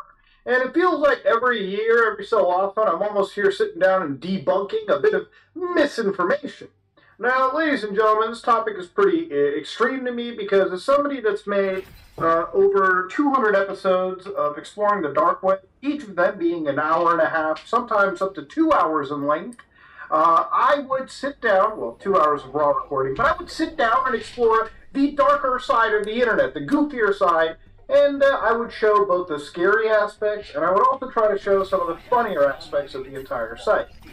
The reason why I don't really make those kind of videos as much as you would expect is not because I've grown bored of the subject, actually far from it. It's just that usually when you're browsing websites on the Tor Relay, you're probably going to come across the same Hitman websites, and unfortunately when you go onto the old dark web, there are a lot of websites that contain, I would say, things that are quite illegal. And for my own mental health sake, and for the mental health sake of pretty much you guys, it's always worth not jumping into those situations. I would rather not partake in any kind of content where the grand majority of this entire platform, the Tor Relay, is unfortunately heading towards a very illicit side. And generally, what I'm trying to say is, as I browse the deep web, I would utilize link lists and search engines, and usually those search engines would catalog some really goofy stuff, okay? Like, sometimes you'd find the crazy story about, like, people selling, like, quote-unquote human meat or something. Basically really goofy, outlandish stuff. You'd find, like, some weird Lithuanian mafia or something like that with the most outlandish website and laugh about it. Sometimes you would find an entire website about, like, trees, okay? Literally the history of trees or teeth, or sometimes find something from old Gacy. It would just be filled with goofy crap. But unfortunately, when that stuff bleeds into the illegal, that's bad for the mental health, and it's also just stuff that is better spent reporting to the federal authorities, or people that whoever can took me actually there take care of sucks it. a lot. There's really no content there. Got double teamed off Now, the Red rip. Rooms, alright, aside from that diatribe, now there's an account known as Dom Lucre, the breaker of narratives. I probably showed this account up before when I was talking about the crazy airplane lady. But, you know, this person posted a little bit of misinformation. On July 15, 2020, two 17-year-old boys in Italy were arrested for paying to see, you know, the youth going through the ringer, so to speak. I have to keep things a little bit censored just for, you know, the guideline's sake. And also, it's not stuff that I feel so comfy sharing. They utilized a location on the dark web called Red Rooms, which is often thought to be a myth. In these Red Rooms, you can pay someone to do demonic acts to another human being for a large amount on a live stream. So, you might be like, whoa, are these Red Rooms real? If you were a long-time viewer of me, you probably realize that it's not the case. Now, to understand, live requests have a very significant cost and ensure very high earnings for foreign organizations that carry out such inhuman acts, one investigator explains. And, of course, that's pretty much the general idea of it. People need to wake up and know how sick this gets and how our country is hiding it. These videos would change anyone's life forever. Why does Google only bring up government links and statistics, but never shows arrests when you search things like human trafficking, for instance? First off, we need to divert attention towards things that are real. So this is an example of the Red Room. You've probably seen this a million times on deep web browsing, okay? In fact, I'm going to bring one up just for you when we get onto the dark web. But obviously, this is one of the actual articles that was brought up, okay, from an Italian news agency. So the article here was from 2020, which detailed pretty much what Dom was exactly talking about. And in this situation, there were also accounts from Twitter that said Dutch police arrested 6 men on kidnapping and serious charges. They found a makeshift torture chamber containing a dentist chair and whatnot. Now, to stop right over here, Dom had posted a photo, a censored photo, from one of the most illicit pieces of material out on the internet. I'm not going to give you the name of it.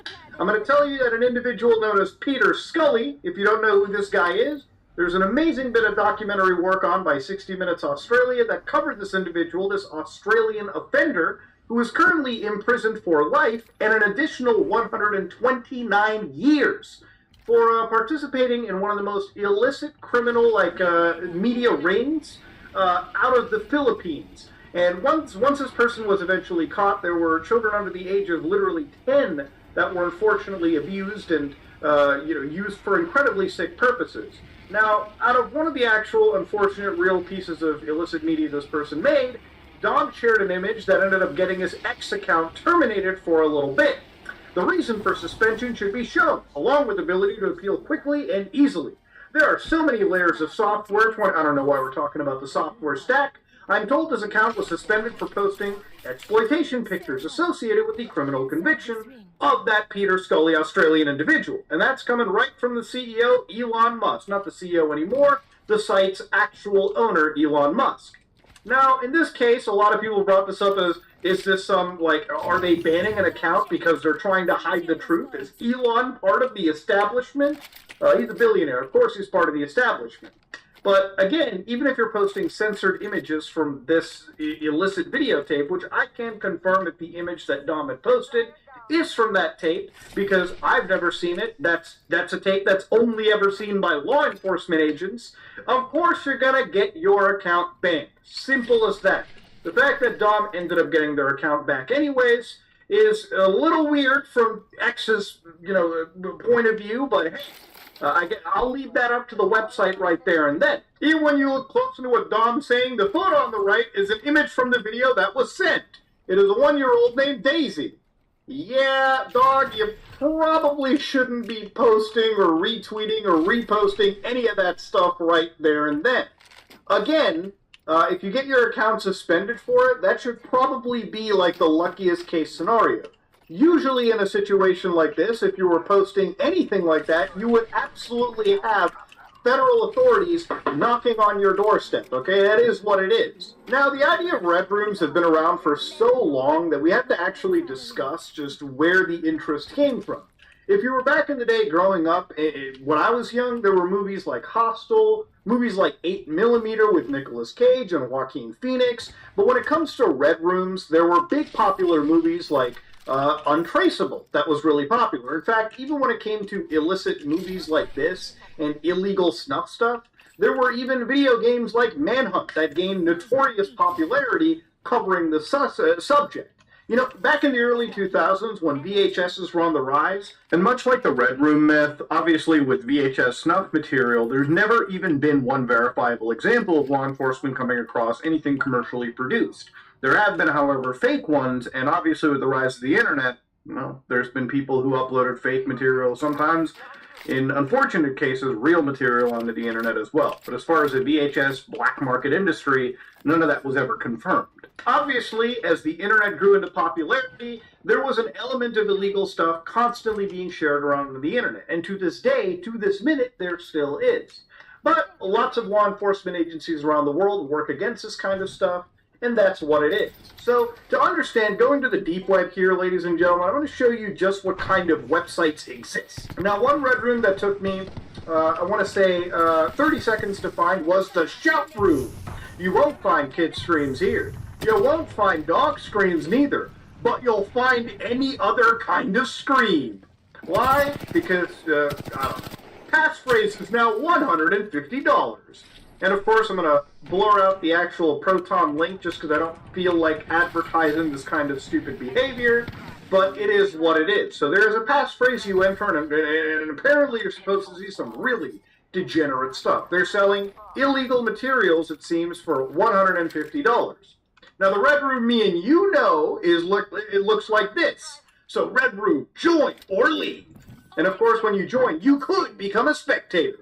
We've seen this a million times on deep web browsing, but if you're somebody that jumped into my channel for the first time, I'm going to show you why this is bullshit. So you can pay to be a spectator for 0.2 bitcoins. You can pay to be a commander, a master for a bitcoin, the grandmaster for 5 bitcoin, and of course they always sell you the last event, a video that you can buy right now. Now they'll tell you how to set up your instructions for a comp page. And then, of course, you can download Tails USB, and after event, you can destroy the USB you burned that operating system to. So again, if you look into their last event, they always give you a Bitcoin address, and of course, if you highlight this Bitcoin address, let's see how many dumb people actually fell for the scam. So let's see, they totally received $6. Oh boy. Total, yeah, they ended up making like $6, I guess, throughout this entire experience. Now, if somebody got scammed out of their $6, well, in this situation, I'm not saying I endorse the scammer, no, but I don't feel bad for anybody who's choosing to buy what is obviously sold as illegal material.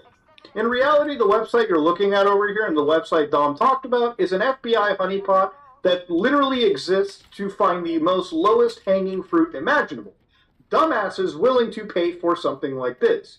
In reality, the dark web is, the way that it works, the way that the onion system works, is you're constantly routing from point to point to point.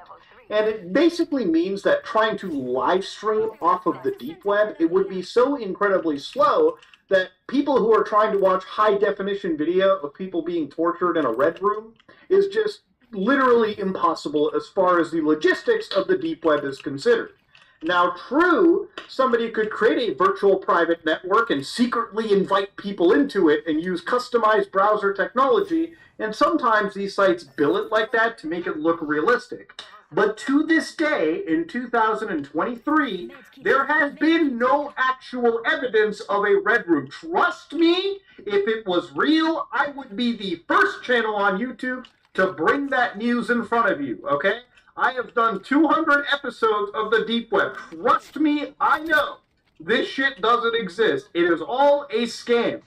The reason why it kind of burns me a little bit too, and why this misinformation gets me, is not because I'm trying to hide the truth from anybody. It's because there's actually real evil in the world right now.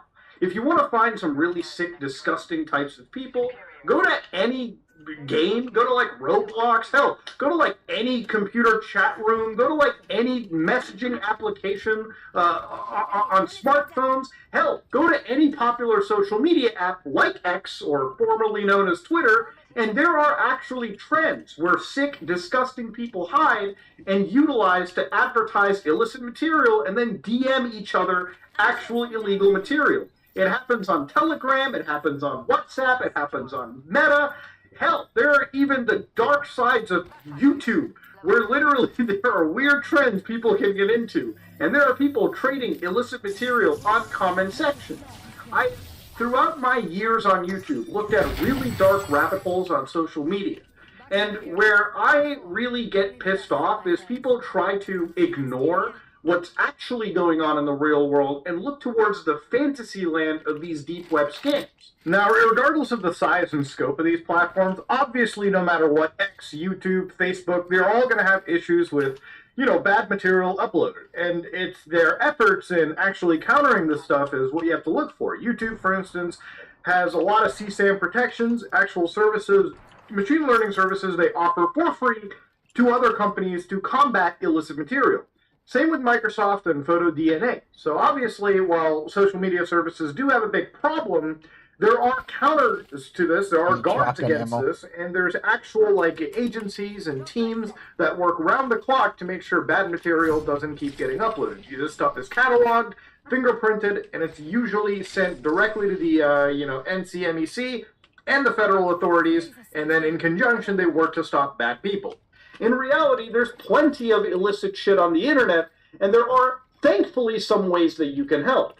You know, I showed this a while ago, the FBI ECAP program, the Most Wanted ECAP, which basically is an FBI program, the Endangered Child Alert program, where they end up giving out, like, actual images, sometimes from illicit materials, to basically get people to identify illegal things, to identify symbols, identify people, and help the FBI solve cases in regards to trafficking and missing kids. There is an entire Reddit board, r/traceanobject, of people who look at objects that the FBI links out, or any federal agency, just to help assist with investigations. If you know what any of these things are, contact law enforcement and tell them, because your information could actually save somebody's life. There is real evil in the world right here, and it exists all around us. You don't have to go delving into conspiracy theories and fantasy in order to, like, fulfill some, like, weird, dark rabbit hole hunt that you have. It's all available right here, and there's actually things that you can do to assist law enforcement and actually stop bad people. Now, ladies and gentlemen, I'm going to end things off right here. I just wanted to clear up some misinformation and provide you guys the abject reality when it comes to the red rooms on the internet, the dark web, the mysteries all around us. There are real evils going on in the world, and you can stop them today.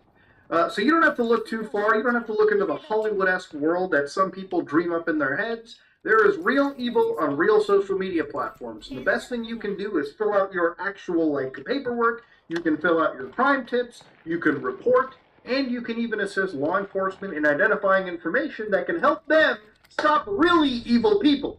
But that being said, ladies and gentlemen, if you like what you saw, please like, comment, and subscribe. Dislike it if you dislike it. I am out. Alienware? Alien right here. That's right.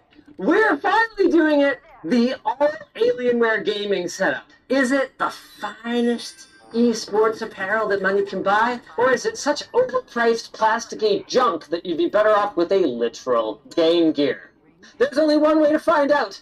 By donning this out-of-this-world exploration cap and visiting the home planet of Alienware. And also visiting the planet of our sponsor. Psst, you like gaming? Well, the folks over at Build Redux do too, and their mission is to help you build the gaming rig of your dreams. Just pick your parts and let them take care of the rest. Check out Build Redux at the link below to learn more. Kicking things off, we've got a computer. Yeah, this is a somewhat notorious computer. Oh, Mr. McGregor, why did you do that? All I wanted to do was drink in your bar. Notorious. Sorry. The Aurora R15. What's the problem with it? Oh, I see the problem. Where's the air for the GPU? Yeah, I mean, there's one fan here, but like, wow. That's not a good design. Yeah, and also they spent all this time making this massive plastic shroud to angle this case at a diagonal that does nothing for it. It looks cool. But out with the old, in with the new! I'm not actually sure that this is a design improvement. To their credit, though, that is an awful lot of ventilation. That's a big improvement on the side. Their big claim is that they were able to reduce the size of the case by 40% without changing the interior. That's how much space they wasted by putting it on an angle. We've also improved the actual front ventilation by allowing for slightly larger gaps in the front. But then they removed the fan. There's Yeah. only one intake fan now. Yeah, they did do that. Maybe the issue is just that we're configured with a lower-end GPU and we don't need the second fan. To their credit, though, this is something that Dell Alienware and some of the other big OEMs do a lot better than custom builders. This GPU is not friggin' going anywhere, no matter what happens to this thing in shipping. I'm just curious. Will this just go on here? You know what? I think it might if it wasn't for this top piece here. It's got the same funky motherboard. Oh, I get it. Oh, the front I/O is just right on the board, so there's no internal wiring. Okay, that's actually pretty cool. And while it might not have the same out-of-this-world looks as the older chassis, it's a lot more practical, and it's got it where it counts. It's got a 13700F 16-core processor, 8 performance, 8 efficiency cores, and a 4070 Ti, meaning we should be able to get some pretty good gaming performance out of this thing, as long as the thermal design doesn't suffocate our hardware like the old one had a tendency to do. I think I'll put you here. This configuration will cost $18.99. Okay. Considering the specs, that's not bad. But will the peripherals be reasonable too? Do we really need this many? Oh my choice. gosh. No offense to Alienware, but why do they even need all these different peripherals when people can just buy ones from Logitech? Wow. Well, no, it's a legitimate question. You're gonna make Dell cry. Well, we got everything in both colors and all of the different types. So there's a lot of different... Hey, these look like giant earpods. They kind of do. Sick first impression. What? 69, no wait, are these wireless? Yes, they are the tri-mode wireless. $119.99. It's a little bit more. You're going up. $149.99? 200. Wait, 200. That's what they have it listed on their website. That's a little unfortunate. With the depth of these ear cups and with how padded they are, my earlobes are already touching against the hard plastic here. You know what, though? It feels like they have mics on the inside. Do these have active noise cancellation? They do. They do, wow. That helps justify the price, at least. I actually covered their lower end ones, the 720Hs, on Short Circuit. They didn't have that many features. They also kind of sucked. I don't want to be a total hater or anything, but boy, I wouldn't pay $200 for these. They're already uncomfortable, and I've been wearing them for about 10 seconds. On my head, I found them to actually be pretty comfortable. The ANC bump, that's what's hitting my ears, though. Let me try these ones. Yeah, give it a shot. Oh, wow. Yeah, that's right there. The lower end ones are more comfortable, I think. This is way more comfortable, and it has a retractable mic rather than a removable one. I guess with this one, their angle was you could wear them out. I mean, you might get bullied, but you could wear them out. I think I'm gonna stick with the 720Hs for my all Alienware setup here. Just gotta adapt the Type-C wireless dongle to a Type-A and then plug that into the PC. Yo, dog, I heard you like dongles. I dongled your dongle. Well, why don't we talk keyboards next? Sure. We got the 420K, which we damn it, I obviously should have have to stayed with choose my for the boys. games. Oh, okay, hold on a second. They got some cute little dials over here on their full size. What is this? It only goes left and right. This is for like when you're trying to escape a stun lock or whatever. So you have a knob and like a rocker. Curious the cheap printing on some of the keycaps. Actually, it's double shot PBT. Yeah, they're double shot except where they put stickers on them. Oh my gosh, yeah. Yikes. To their credit, though, it's a solid enough feeling board, so if you're into the whole Cherry MX Red, I guess these probably are. Yep. Switch thing, then you'll be pretty happy with this. Wait, what? Why do they need this? Okay, you put your 2.4 gigahertz dongle there, and then you can have a charging thing, and then it can break away. Yeah, so you And can it's have magnetic. you have cableless on your desk, and you just have this, like say at the back of your table.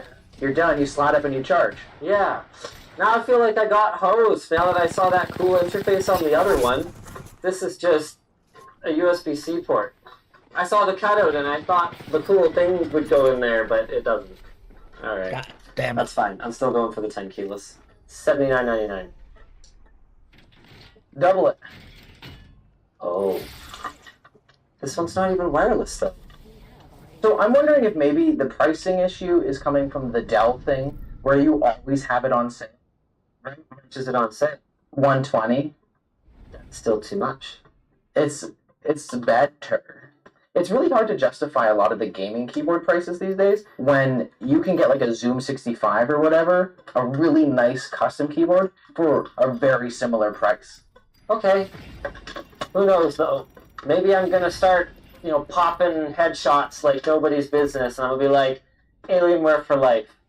Now I'm almost afraid to guess at the price of these mice, because I am not getting any better at this. You do have a chance at redemption. The full-size keyboard, what do you think that's priced at?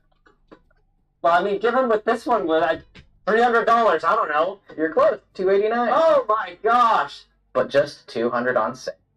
How about this mouse? RGB Alien, Type-C interface, 26,000 DPI.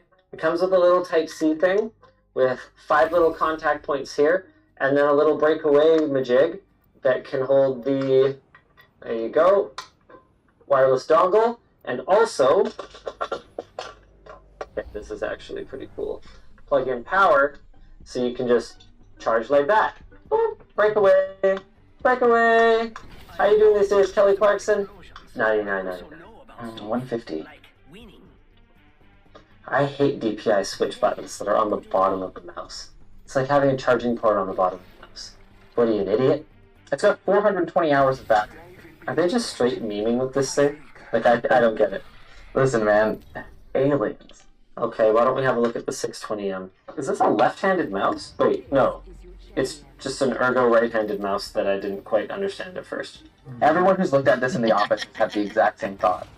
It's looks like it should be a left-handed mouse, but no, it actually does feel pretty good in the right hand.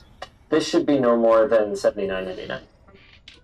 Oh, you just think about it for a little bit longer, maybe. You know what it's gonna be. What? No, I don't know what it's gonna be. 26,000 DPI. Okay, so still high in sensor. $89.99. It is $99.99. $79. But there's also the thing of estimated value. So Dell on their website, they list the pricing of their products by giving you an estimated value and then giving you the amount that you save. So everything's permanently on sale. I thought that was illegal. Well, they explain it. It's based on industry data, so they're not actually listing it at that price. They're calling it savings by just... What do you want, the command center alone? What is he doing? I don't just want to be a hater here. Give me something good. Oh, desk pad. I have no idea if this is good. I haven't touched it. Okay. I'm seeing this when you are. Oh, it's very small. Is there anything bigger? They sent us like 10 of them, but I think they're all the same size box. How much is this mouse pad? If this is more than $19.99, mouse pads are $14.99. Mouse pads are only bundled. Okay, that is is fine. It's got a non-slip backing, stitched edge. You know what? As bundled mouse pads go, that's pretty good. No hate, Alienware. No hate. Do you know what we can trust to be good from Alienware? What? Displays. Oh, yeah, that's probably true, actually. So- Okay. We got options here, it looks like. Yes. 500 hertz gaming display. I already know that this thing is absolutely sick. It's not cheap, but it has differentiating features that kind of justify it. Or the QD OLED 34-inch ultra-wide. They also sent over one of their more mid-range monitors. It's a 27-inch, 165 hertz, 1440p panel. Does it have an actual G-Sync module in it? Or is it just G-Sync ready? It's a G-Sync compatible with FreeSync Premium Pro. $349? $399. I mean, you know what? That actually seems like probably a better match for our system anyway. Why don't we go with this? Sure. Why is a laptop part of this? Because they sent us a laptop. I don't know, game on the side. You game? Streaming computer. You know, I do kind of like the Caboose I/O system, though. Everything's at the back. Got your Thunderbolt, micro SD. Okay, sure. Not a huge fan of the headphone jack at the back. Type-C display port out, couple Type-A's, mini display port out. Actually, modern I/O. No ports on the sides whatsoever. Nope. I don't like ports on the right on a gaming laptop, just because that's where my mouse is. Don't mind it on the left. Don't mind like if the micro SD was on the front or on the side or something like that. I think I'd probably prefer that. And I love their RGB trackpads. It actually looks so cool. So cool. Yeah, it's kitted out with a 13900 and a 4080. Of course it is. Mobile, so who knows? Depending on the wattage. Based on how much heatsink there is in it, I'd say it probably does alright though. There's no way this is less than like $2,600 US. $2769. Oh wow, okay. Yeah. Pretty good then. Another thing Dell does well is laptops. Yeah. Though Alienware's had a rocky history with those. That is a really funky foot. It goes all the way around. And it makes sure that it's going to be able to get some intake no matter what you put it on. Kinda smart. Holy crud, there's a lot of fans in here. 1, 2, 3, 4 that I can count. We should get something running on it. I want to hear it scream. Oh. They sent a webcam. Yeah, there's some essentials that Alienware doesn't have, like a webcam. So we got a Dell. Cool. We also got a dual charge dock for your desk, for your peripherals. This actually looks...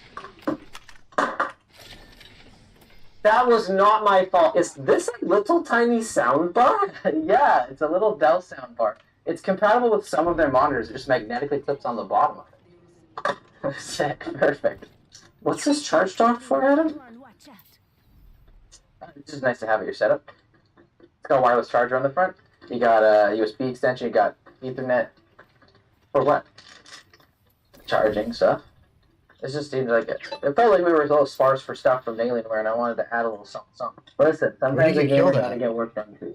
Okay, the dock is powered, but it unfortunately uses a permanently attached Type-C cable, meaning that it has to be exactly this distance from whatever it's docking with. Does it at least charge this thing? It does USB power delivery. But does this laptop do USB power delivery? The answer is no. Wait, yes! The answer is yes! Okay, good. Show me that RGB, let's go! Hey, not bad! It occurs to me, though, we haven't talked about the chair I'm sitting in. I know that gaming chairs typically start in the $350 to $400 range. Whether they should or not is a whole other topic of discussion. We're not going to get into that today. This seems pretty mid as far as gaming chairs go. A little bit of left to right adjustment, a little bit of forward back adjustment, no removable armrests or anything. It does go all the way back, okay, so that's good. But my chair does do this. I'm going to say with Alienware tax, they want like $500 for this. It's actually just $429. Okay. It's priced like any other gaming chair. Actually, you know what? That foam is not bad. It's deep and it's firm. So you shouldn't have as much butt asleep effect as you would on some gaming chairs where you're basically just 10 minutes in, sitting on a piece of plywood. Yeah, your butt's never going to be asleep when it's deep and firm. It's not so secretly a Vertigear chip. Really? Mm-hmm. All of the marketing on their website links to Vertigear videos. Interesting. The last time I looked at anything from Vertigear, it was awful. Yeah, this is actually not too bad. They've improved. Good job, Vertigear. Good job, Vertigear. Let's try out that soundbar. It's USB only. I suspect it doesn't sound very good.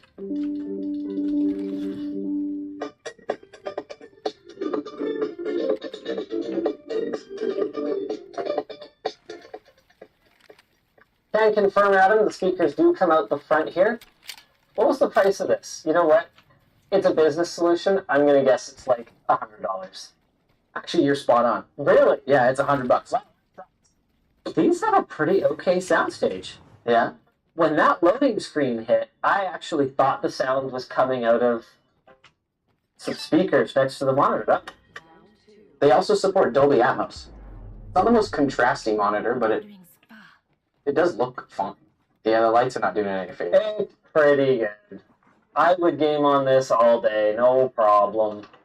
I mean, I would try anyway. I'm not promising to be any good. Ooh. And I died. Cool. Hey, you know what though? Credit to our computer for being pretty darn quiet. What are the thermals? Oh, how are our thermals? I mean, our GPU is sitting at 70 degrees. We're relaunching the game because we want to see the monitor running in HDR mode. It's Display HDR 600 certified, which means you're not going to get that dazzling effect that you would from something that can do 1,000 nits peak brightness or more. But it should be at least a little better than something that's Display HDR 400. You can see a little. Yeah, you actually can see a little better. So that's good. Everything's on Epic, and it's actually still running pretty good. I mean, you can fault the 40 series for its value, but you can't really fault the 40 series for its performance. We're getting near 100 FPS pretty consistently in here. And over here, you've been just playing with this laptop trying to get the fans to rip, hey? Yeah. These are very crunchy key switches. Yeah, they're mechanical. Interesting. These have an extremely high actuation force at the very, very top of the keystroke, and then they just give way. I am not a huge fan, to be perfectly honest. No, you like a little travel before you're... Yeah. I think they made the right call not going with a massive trackpad. I've seen some gaming laptops go with like an obscenely large trackpad for something that I don't really want. I want a gaming laptop. Have a mouse. And my performance mode enabled. Let's go. Oh, here we go. You can smell the heat. Yeah, we got a couple more FPS there too. Look at that. Okay. That's a little less tolerable. Hold on, hold on.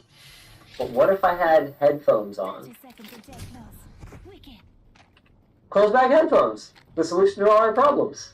In conclusion, not a ton of huge surprises here. Dell's core competencies remain what they were before. Monitors, laptops, and, as long as you don't mind the trip to proprietaryville and a little bit of a price premium, desktop computers. As for the rest, I'd say the peripherals are suitably adequate, if not the best priced options on the market.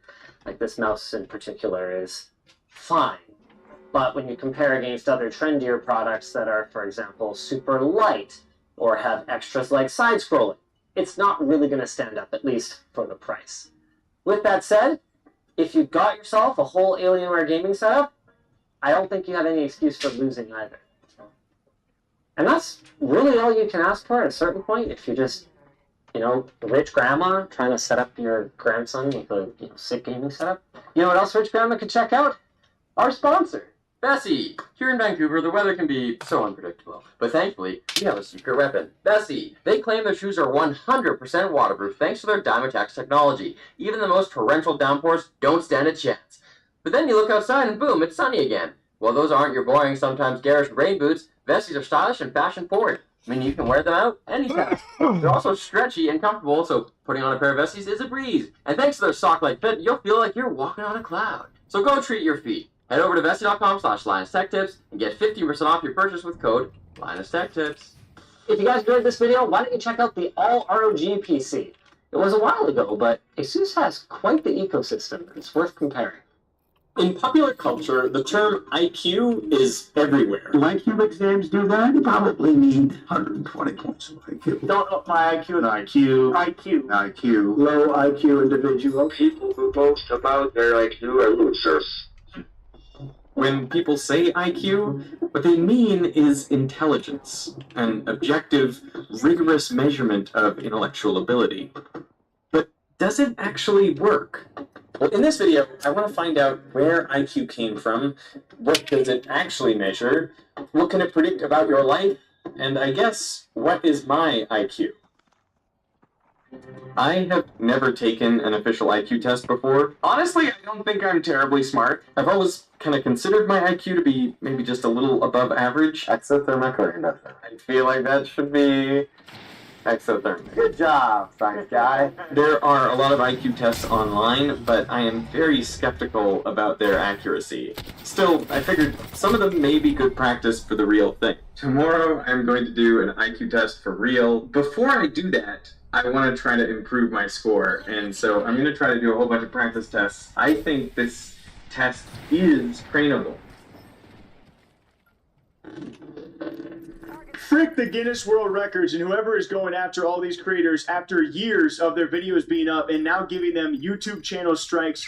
You get 3 of those and you're absolutely gone. I tried to cover this over the last weekend, apparently not in time, as now many other creators, YouTubers, also some of these just being gamers who have used the Guinness World Record logo, which we will not be using in this video, as if you set a world record, whether it's in a video game or an esport or some kind of title out there or some sort of creation, a lot of people set world records here on YouTube, and a lot of them have decided to use, ironically, the Guinness World Record logo, to which apparently they are now striking down YouTubers and creators for doing so, even if it was over 5 years ago.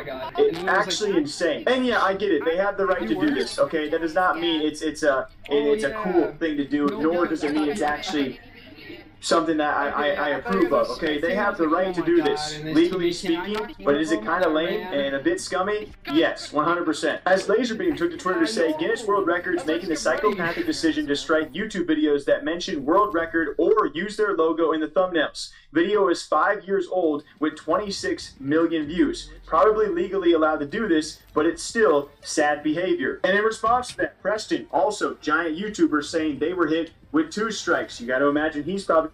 Excuse me, am I supposed to be afraid of what's happening right now? Should I have anxiety about someone watching me? No, we got you. We'll carry you. Bet. But why is this guy freaked out about you watching him? Oh, about spectating, because he was the last one alive, and he was like going with a peacekeeper. But why does he care that you were watching him? Why do you give him anxiety like that? Because I look like a bot. Are you somebody? How old are you, man? Super old. Why do you have to ask that question? What does age have to do with anything? What's your race? Yo, it sounded, what is your religion? Yo, it sounded like you... it sounded like you... Sounded like you or Bryce Hall need to get pieced up, buddy. Like I'm... Oh.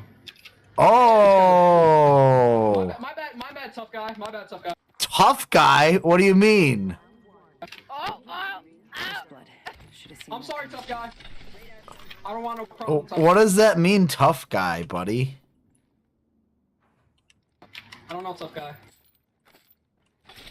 Okay, loser. Raid. Nice fucking Raid, words. Is that how you try to fucking come at someone? God. Go back to junior high.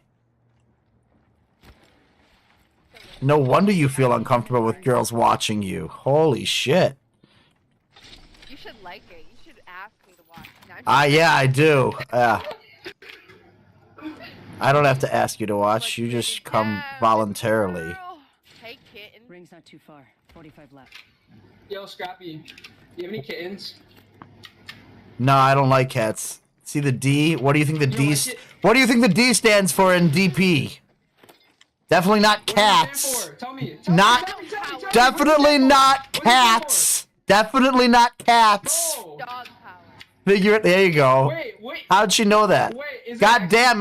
Can I donate to you, ma'am? What is your? You're the first person that's ever said that. First off, from the rip. Holy fuck. No way. Shut the fuck up, bro. I'm not talking to you. Do you have Do you have a donation button, ma'am?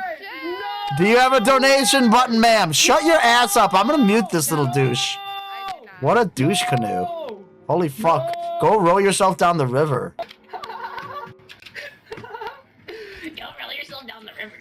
Shut your bitch ass up, boy.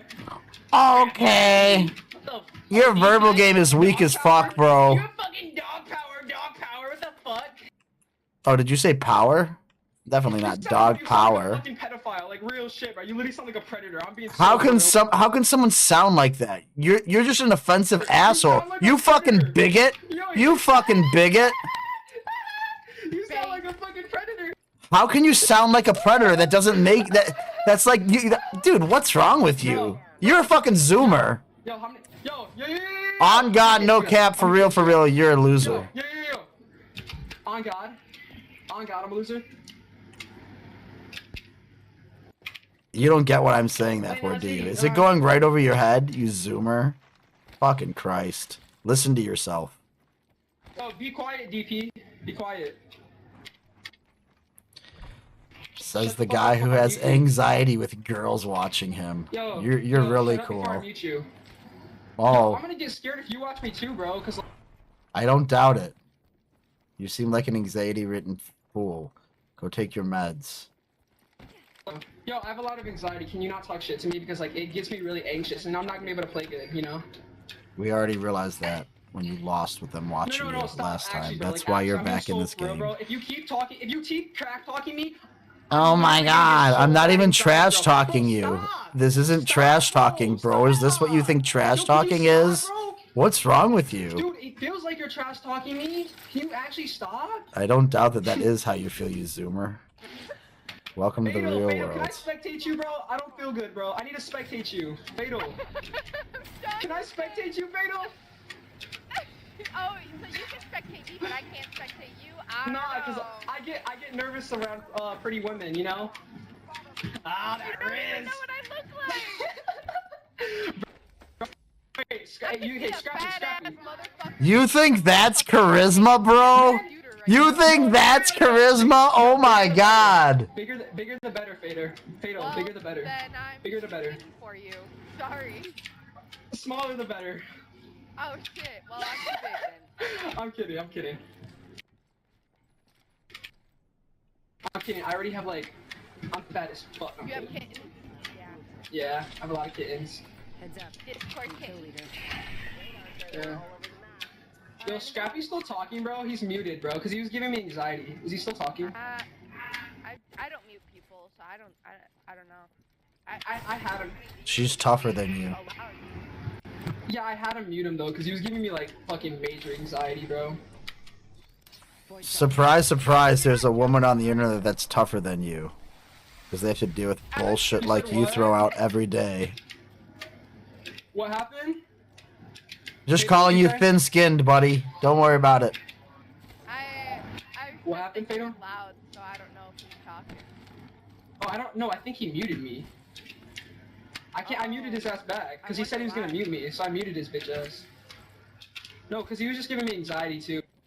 I had to. Take your Prozac, it's okay. Bro, I need a better gun. Well, get good with the gun you have, man. I don't know what to tell you. I have a flatline, bro. That bitch shoots like up, sideways, and then goes back up. Give me the fucking flatline, you piece of shit. I'll give you this Volt. I already have a Volt. I'll give you the R301 for the flatline. I like flatline. I'm checking out. Alright, bet.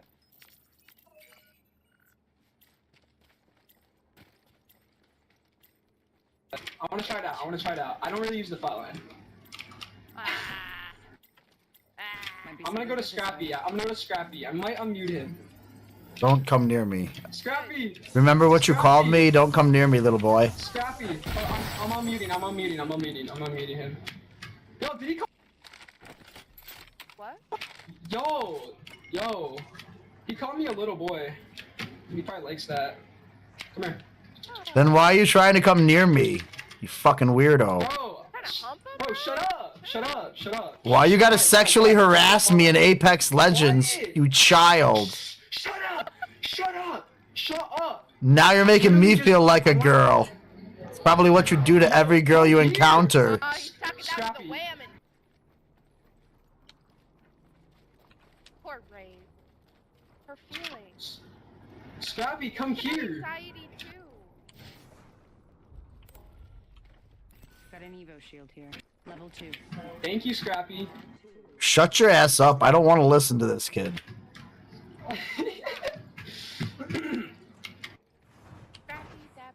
Scrappy, come on, Scrappy. Come on, we're here. Optics here. Sniper. I'm ready to rotate.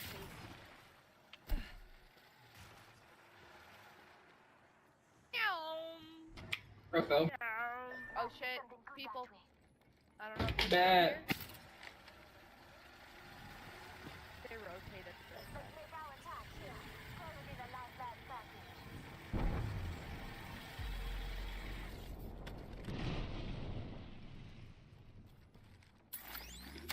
Placing a portal.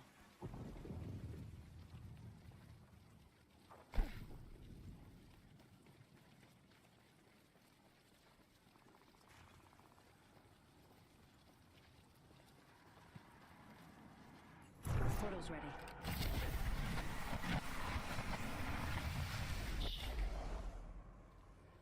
I'm going so fast.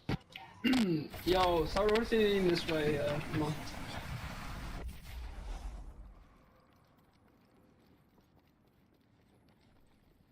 Do you wear a retainer by chance, ma'am? I swear for retainer. I'm just kidding. I don't. Sorry. There's a purple shield in this building. What's that song?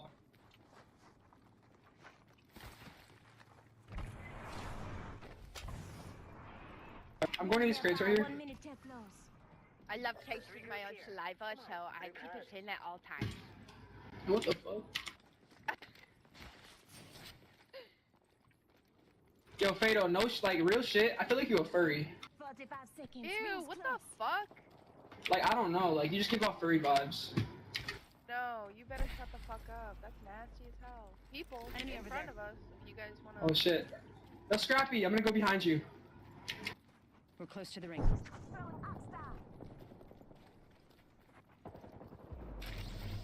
Third party?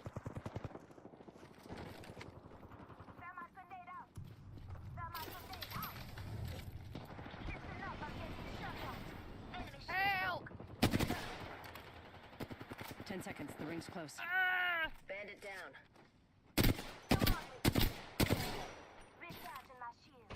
Reloading. Reloading. Are you a furry? Is that why you're asking? You want me to join your cult? Contact with hostile. One more in here. Reloading. I used to know a furry when I was in like grade school, and I had to remove him because he said that he used his mom's black dildo. And I'm like, I'm done, bro. Care package being delivered. Heads up. Care package coming in.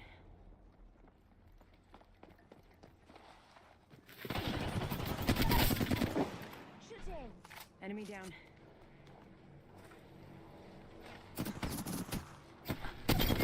Reloading. Killed an enemy. Watch yourself. There's another squad attacking.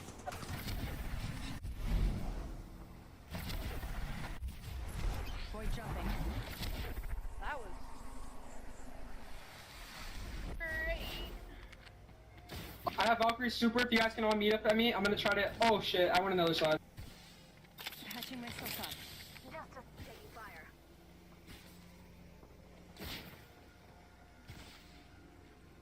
Cracked the bogey's shield.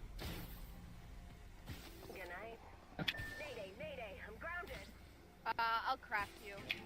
All right, bet. I knocked one of his teammates at Bangalore. We're good. We're good. We're good. He's running.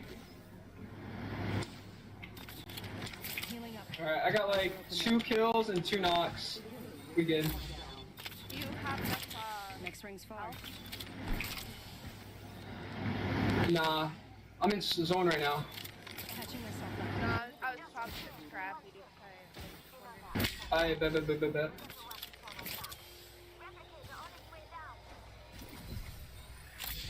I don't know if I got enough.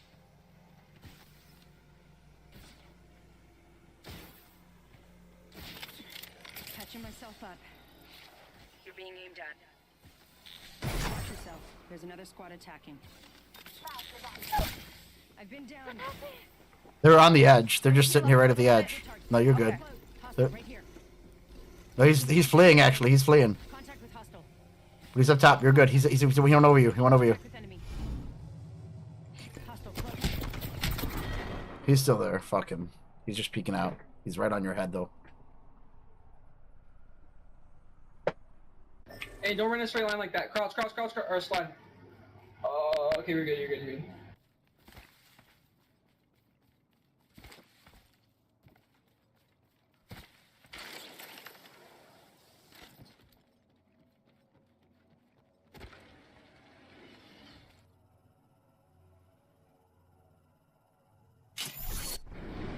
Damn, you got me, girl. Fuck yeah. Now to craft. Hit Q, motherfucker. God damn. Whoa. I just got a new racer. Less than 30 seconds. Rings nearby. I'm gonna run to the. Wait, what keyboard is it? What keyboard is it? I don't know. It doesn't have a magnetic wrist thing. Like, it's not magnetic. Is it a Huntsman Mini? Is it a Black Widow? I have a fucking... I don't even know what the fuck I'm using. I think I'm using a Black Widow. Going the wrong way.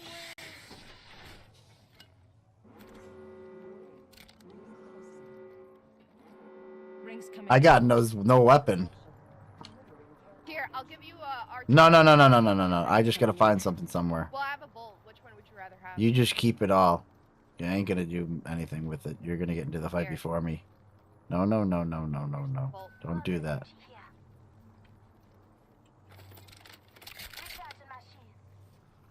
Is there a...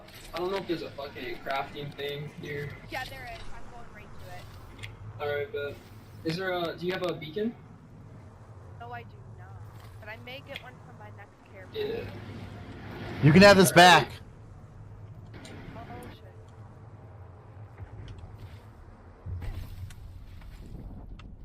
You can have this back if you want.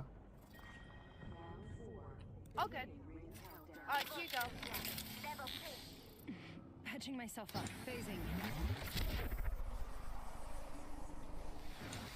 Yo, the... Okay.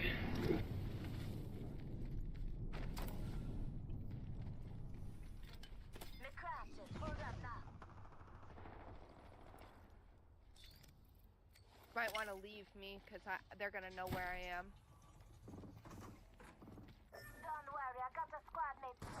Alright, bet. Ooh. Slide. Ooh. Yes, sir.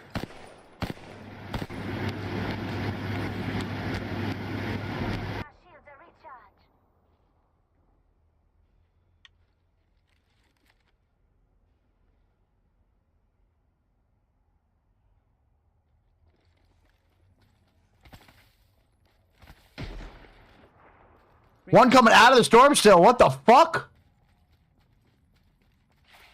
Danger, move. Yo, Fatal, no, help him out, beam him, the kid's on the storm. No. You're good. Alright. They don't know you're there, Fatal, so you can either chip some damage on them or reboot me. And then you got those kids on the storm that are fighting. It's the best, time right now. Need to recharge my shields.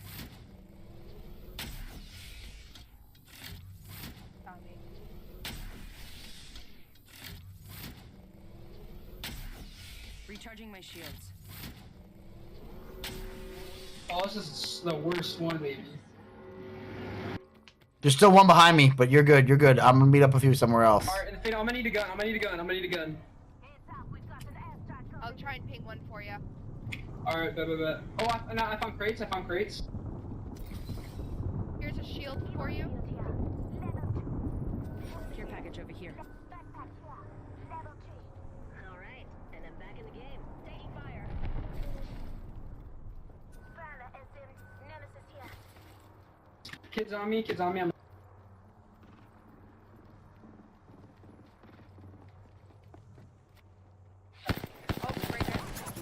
Focus. Phasing. Taking a Phoenix.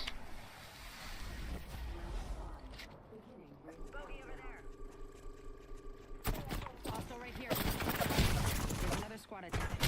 Getting down. Got you. No. Oh, well, I don't know. There's two in there. There's three. There's two in there. Oh, yeah. Okay, cool. Run! You got it. Catching myself up.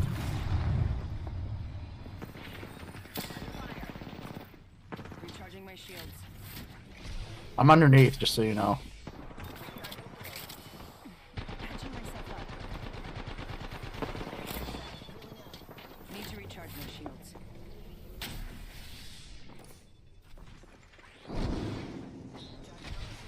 Yo, do you have a shield cell, Scrappy? Just us now. They're looting my box. Shield battery here. It's just one. Battery box. critical. A little.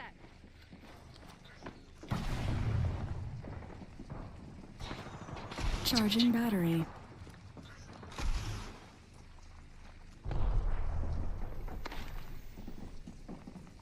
You want to go and circle around to here? Up the stairs? Yeah, okay. Alright, bet. I might go the other way because they're gonna shoot at you, and then I'm gonna try to get a beam on them when they shoot at you.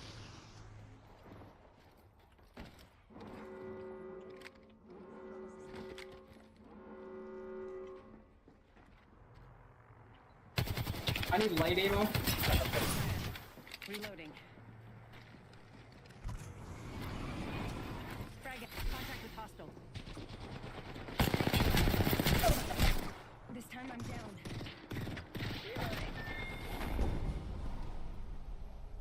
Sorry. G. All good. You did good.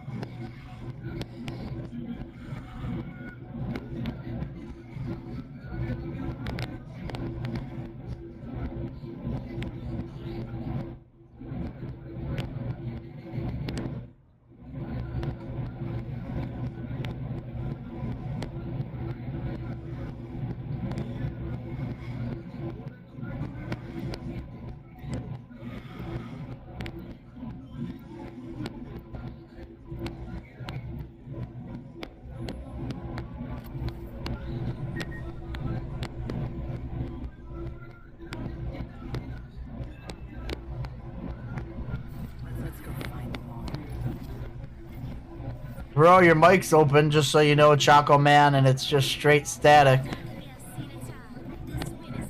¿Qué pasó? Microphone!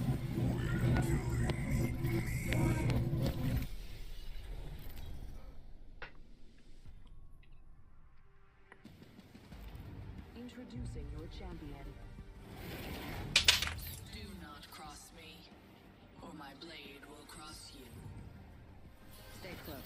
I'm the jump master. Scrappy DP says, over there. had to mute open mic. Enemy spotted.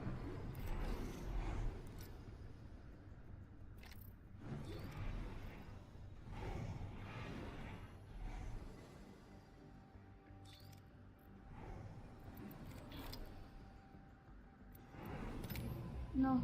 O él sí. I unmuted Corn Dog. I kept the other dude muted. Here we go. Ready up. Let's check out that way. Never mind.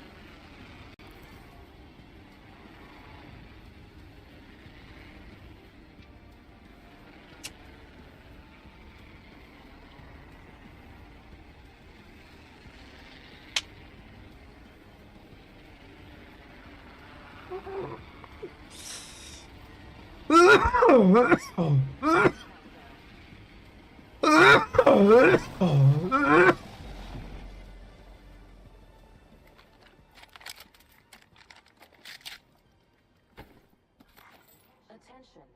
First blood. Smell that. First blood.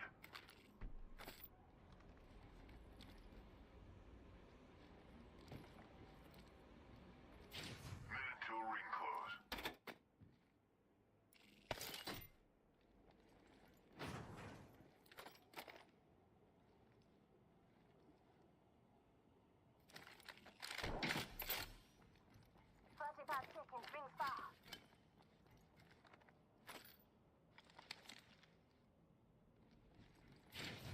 Corn Dog says, it sounds like cartoon static.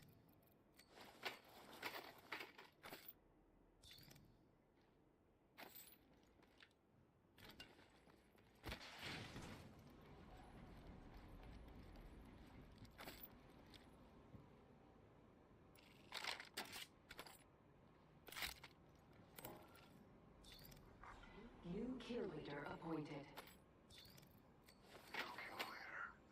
Corn Dog says, that sounds mean, sorry.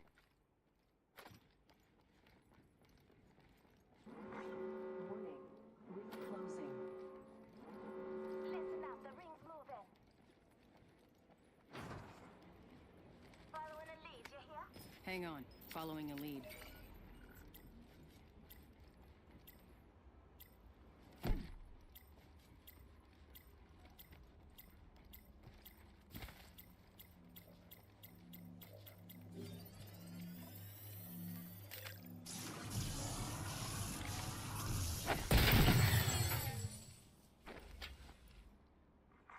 Care package being delivered. Flatline here. Looks like a care package is coming in. Big things in that. Storm's coming in. What are you doing? Storm is coming. You're gonna have to get around here. Let's explore this way. You guys are gonna die. What are you doing?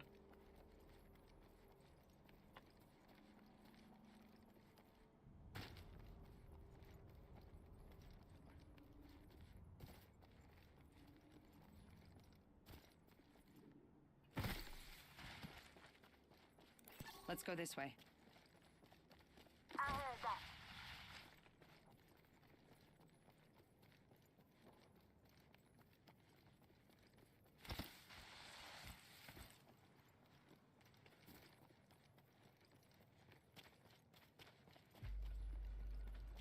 Might be something good this way.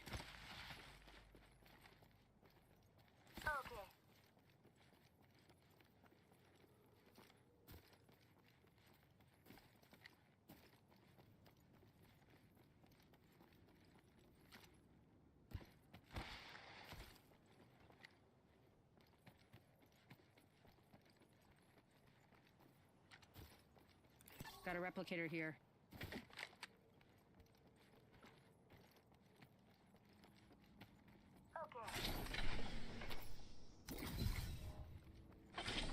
My ultimate's ready to go.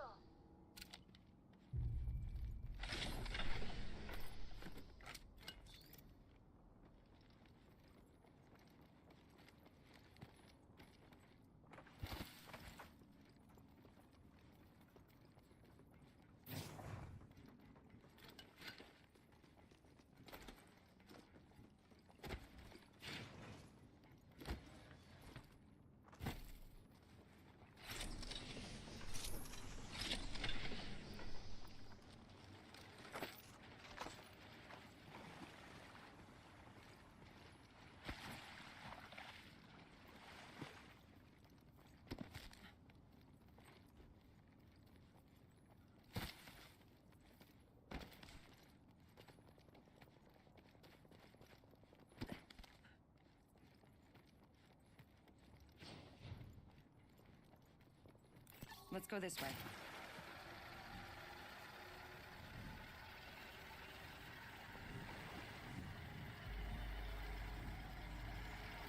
Let's go this way.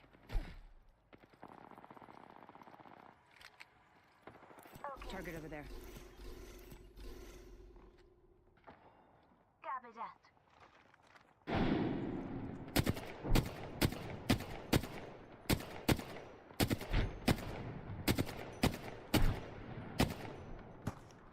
Got him. Half the squads remain. Reloading. Go on now, say hello. Fire.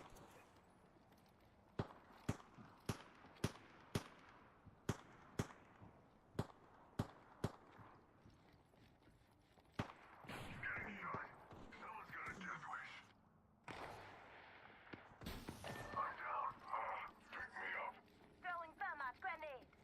On your feet. Last land's got your back.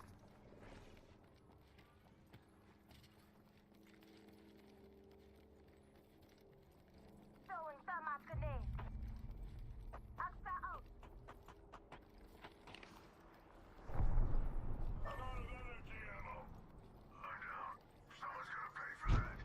Fargo, on your feet. Last land's got your back.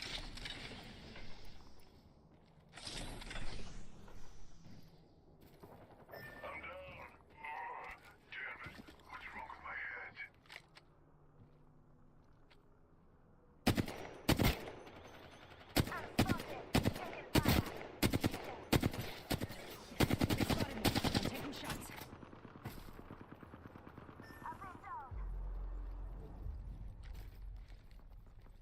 Void running.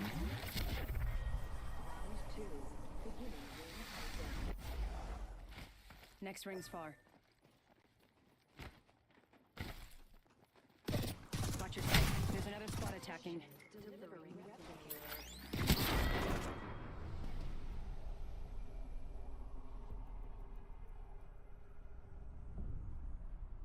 Hostile right here.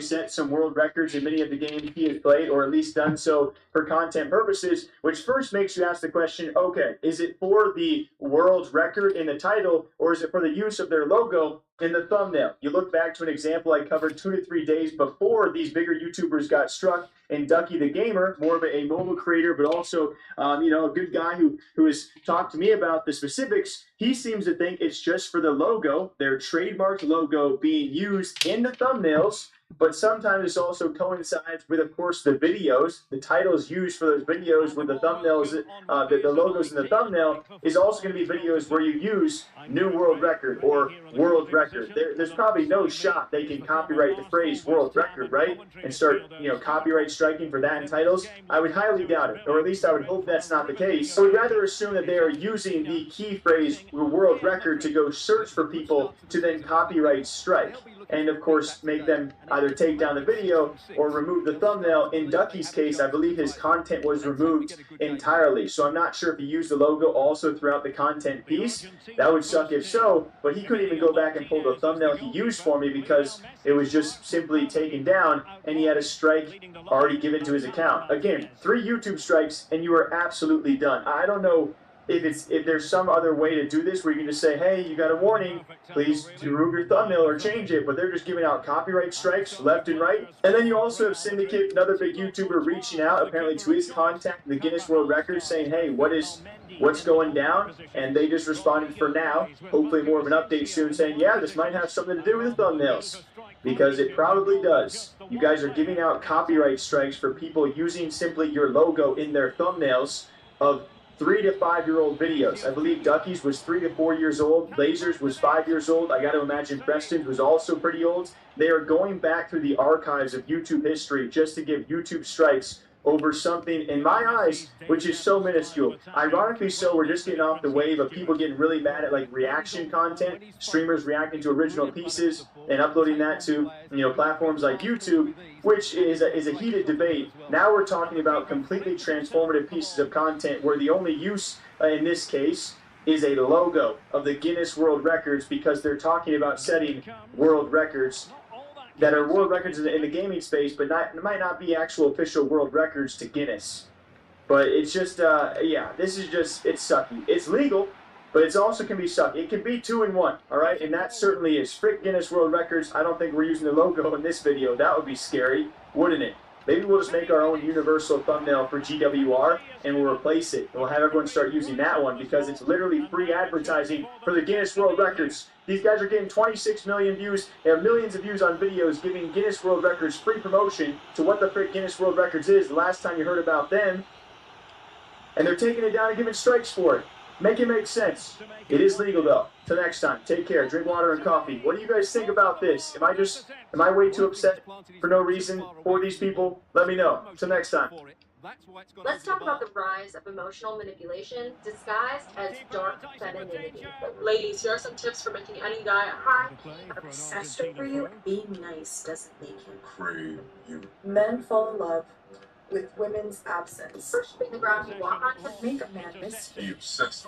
And she's after you. Obsessed with you. Absolutely obsessed with you. But basically, people have taken all of the manipulation tactics from pickup artistry and decided to rebrand and repackage it as a new kind of feminism. It encourages women to use the same manipulative tactics that have been historically weaponized against them and says, hey, let's just reverse card this. What could go wrong? This whole movement of dark psychology and dark femininity exploits cis women's wounds. It offers women the promise of reclaiming their power, of protection, and taking control of their dating lives. When in reality, it's just a bunch of toxic techniques in a trench coat. A really easy method to get someone to do what you want is by flipping a command into a question. I don't know if he needs to hear this, but don't intimidate with the wrong guy. Literally text him, see you at 7, and then say sorry, wrong person, and go silence. Manipulation number 2. That means don't initiate conversations. Don't text him. He should be the one doing that. If you want me to be everything you want, you have to manipulate them. I don't know who needs to hear this, but next time you feel like being a little bit toxic, just text him here and go silent. And one, you need to learn how to flip the script and make everything that man's fault. Even it don't matter what you do, you need to be able to flip it back on him. And look, I get the appeal. Dating is confusing, and it's hard, and it's terrifying. It'd be amazing if there were a blanket set of rules we could follow that would ensure we wouldn't get hurt or played. Like, it's easy to hear, men don't respond to words. They respond to movement. And use that as an excuse to shy away from the vulnerability it takes to communicate honestly. It's easy to learn about intermittent reinforcement and switch from available to intentionally withholding to gamify someone's dopamine system, instead of genuinely showing up to build trust and connection. But the most ironic part of this movement is that it's telling women to be emotionally unavailable, to play mind games, and to always conceal your intentions. And that all of these behaviors will lead to love. What? It won't. I mean, how could it? Most of the advice also seems to be sort of like repackaged and distorted lessons from The 48 Laws of Power by Robert Greene, a cult classic that outlined Machiavellian tactics that are so effective. This book has been banned in several U.S. prisons. There are two laws. One of them is make others come to you, and the second law is use absence to create honor and respect. One of the laws is, I think, the most important, basically make people dependent on you. They need you and they can't get rid of you. So you need to make sure that your position in a company, in life in general, you're the only person who can do that. Law 20. Do not commit to anyone. If you allow people to feel they possess you to any degree, you lose all power over them. Give them hope, but never satisfaction. By not committing your affections, they will only try harder to win you over. Encourage the attention, stimulate their interest, but do not commit at any cost. Desire is like a virus. Now, if there is one silver lining to dark psychology, I think it's the awareness, right? If you're familiar with these emotional manipulation tactics, you can defend yourself against them because you can spot them, but don't perpetrate them. You know, I think one of the most fascinating people to offer this kind of awareness is Kanika Batra Matheson, a self-proclaimed diagnosed sociopath who wants to clue you in on potential weapons being used against you. I'm a diagnosed sociopath, and these are the 4 stages of narcissistic abuse. Love bombing, of course, is the beginning of it. You're going to be idealized by this person. They don't know who you are. They're going to project what they want onto you, and you will feel like the center of the universe. You'll get calls, texts, you'll get showered with gifts, just until you fall short. Once you become a real person and not their fantasy, you're going to become very devalued. All of that attention is just going to be snatched from you real quick. You're going to wonder what you did wrong. And let me tell you, you did nothing wrong. You'll get less and less communication, and then before you know it, you're discarded. Don't think you're ever going to get closure, by the way. That's a narc's favorite form of control over you. Then, if they lose narcissistic supply elsewhere, they'll come back to you. They'll give you little bits of attention that you'll be begging for. They'll come you back into their life with the original love bombing. Be vigilant. They're doing it for themselves, not for you. And look, I have no doubt that some of the people creating this kind of content ultimately have good intentions. There are messages encouraging women to center themselves, to not drop all of their priorities and restructure their life for a man they've just met, and to heal their own attachment wounds so they can show up as their most secure, confident selves. But I think for the most part, the dark psychology and dark feminine movement really gets it wrong. There's a great article by Camille Sajid-Pechcha who articulated the exact conundrum. The problem here lies not in the art of the tease, but in the fact that the people turning to TikTok for dating advice are likely in the same demographic as those who desperately want to experience real love, and instead are perpetuating the same cycle of emotional toxicity that made them so afraid to be vulnerable in the first place. It's a pitfall people fall into again and again. The idea being that empowerment involves appropriating the techniques by which you yourself were oppressed, which ironically tends to perpetuate the status quo. And that's the biggest con of dark psychology, right? Its tactics create the result it claims to solve. All of this advice, right? Like all these emotional manipulation tactics are great if you want to find someone who's insecure and avoidant and values the chase more than they do a genuine, profound connection. But if you want real love, if you want to experience true intimacy, I don't think you can build that on a lie or a game. You can't form real trust when you are behind a wall pulling the strings the entire time. How can true love develop when you're mentally playing chess with someone's feelings? Love requires bravery. It demands that we show up, that we show our soft underbelly and hope that we don't get stabbed. And if we do, it requires us to dust ourselves off and go back onto the battlefield. Love demands courage, honesty, patience, and compassion. It's about not letting your emotional wounds harden into scar tissue, but to keep something. again and again, with the trust that there is someone out there who can hold your heart with the same gentleness that you'll hold theirs. Oh. I'm just gonna wait an hour to text back to this, but it's because I'm busy. I'm Anna Akon. Thank you to the patrons who supported today's video, and thank you to my dad, Squarespace, for sponsoring today's video. If you guys are not familiar with my dad yet, I don't know where you get, but Squarespace is an all-in-one platform to build a gorgeous website, sell your products, and engage with your audience. If you're like me and you don't know anything about how to code, Squarespace is perfect. They have beautiful and professional website templates that you can add as a starting point, and then customize to your specific brand aesthetic. It looks so sophisticated, but on the back end, it's drag and drop, and very easy and intuitive to build, and even easier to keep updated. You can also create an online store and sell custom merch. So for me, that's my online guidebook about how I make my work and accomplish my goals. But for you, that may look like physical products, services, or classes. Whatever it is, the creator economy is booming, baby, and we're all here to have a livelihood doing what we're passionate about. Head to squarespace.com for a free trial. And whenever you're ready to launch, go to squarespace.com/Anna and use code Anna for 10% off your first purchase of a website or domain.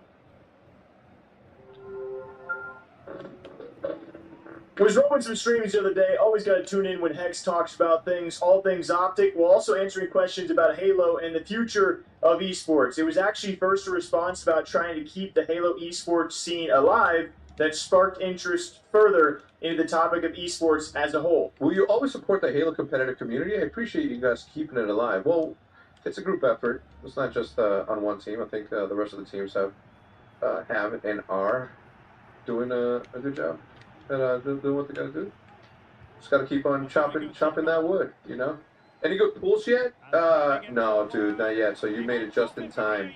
And I love Halo Infinite. You know, me and my girlfriend actually still play Halo Infinite, and I know it's been well dead in the esports scene, and I mean that compared to where it once was. I still really enjoy watching Halo, but certainly a big fall off. And Optic doing a great job keeping some eyes on that esport as Hex gives props to other HCS teams, prompting a more important question of where he sees esports in the future, and a very interesting answer of he doesn't see esports next year. He doesn't see esports 5 years from now. He sees esports 100 years from now, and that's what keeps him hopeful. Yo, Hex, enough love.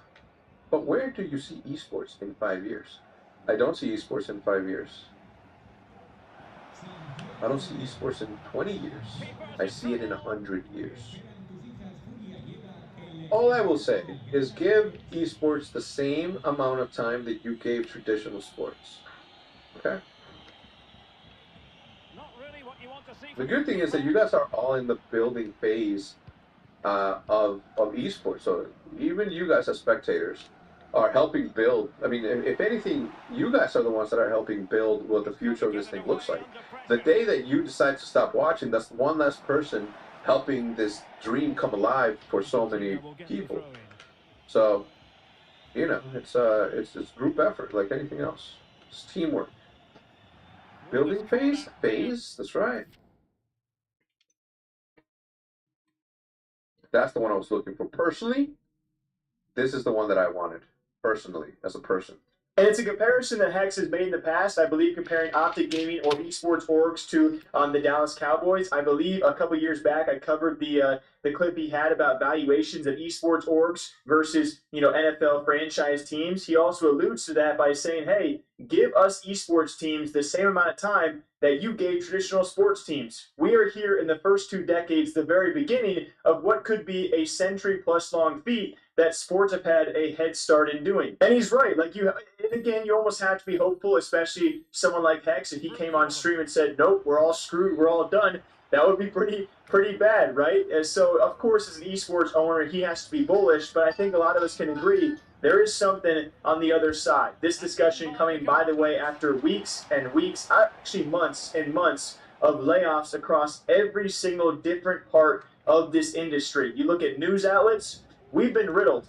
Look at my set right now. I don't have a job, you know? If you look at other esports outlets, reporters, journalists, unfortunately laid off. You look at other TOs. You look at people like Twitch doing massive layoffs. You look at every single esports organization doing, if not one, multiple rounds of layoffs. We are all struggling right now. So I too am on his side of there is another side to this, and we are building the very beginning, but he also says you guys are the reason why this exists. I've been making videos for 5 to 6 years. You guys are the reason why I keep on being able to do this, even after the ups and downs and the restarts and the resets. It sucks. It is really brutal sometimes, but it does take you guys, the audience, and what Optic is doing, cultivating that diehard audience to build for a future. So where do you guys see esports in the future? Where do you guys see gaming?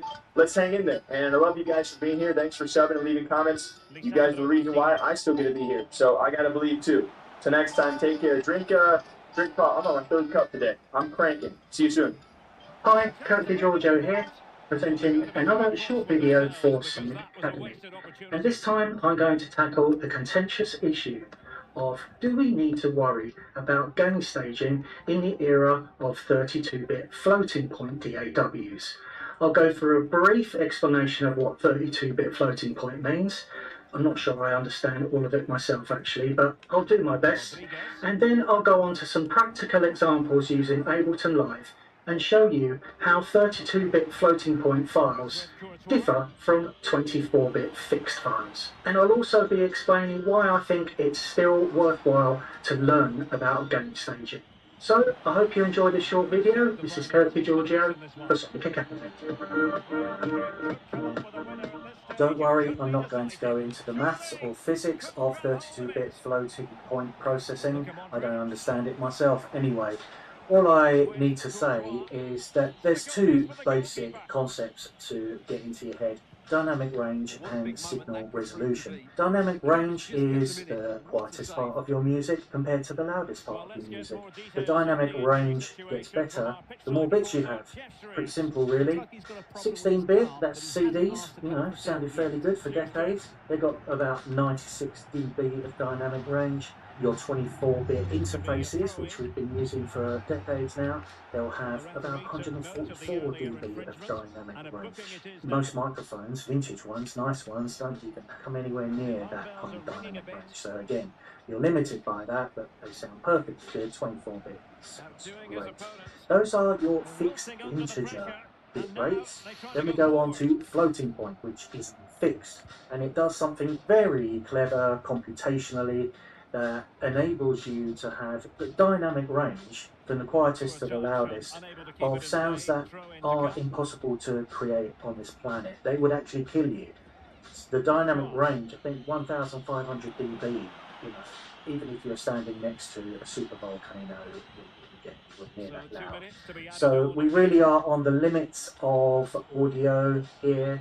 It's very clever stuff, but you don't need to understand it. All you need to know, what's the benefit of that? Well, it enables you to record incredibly quiet pieces of music, and then you can raise the gain afterwards in really quiet passages, and none of the noise floor comes up because the devices are such good resolution that they don't bring up any noise, and that's absolutely fantastic for recording incredibly dynamic pieces of music like classical. The other factor is signal resolution, and it's easier to visualize this.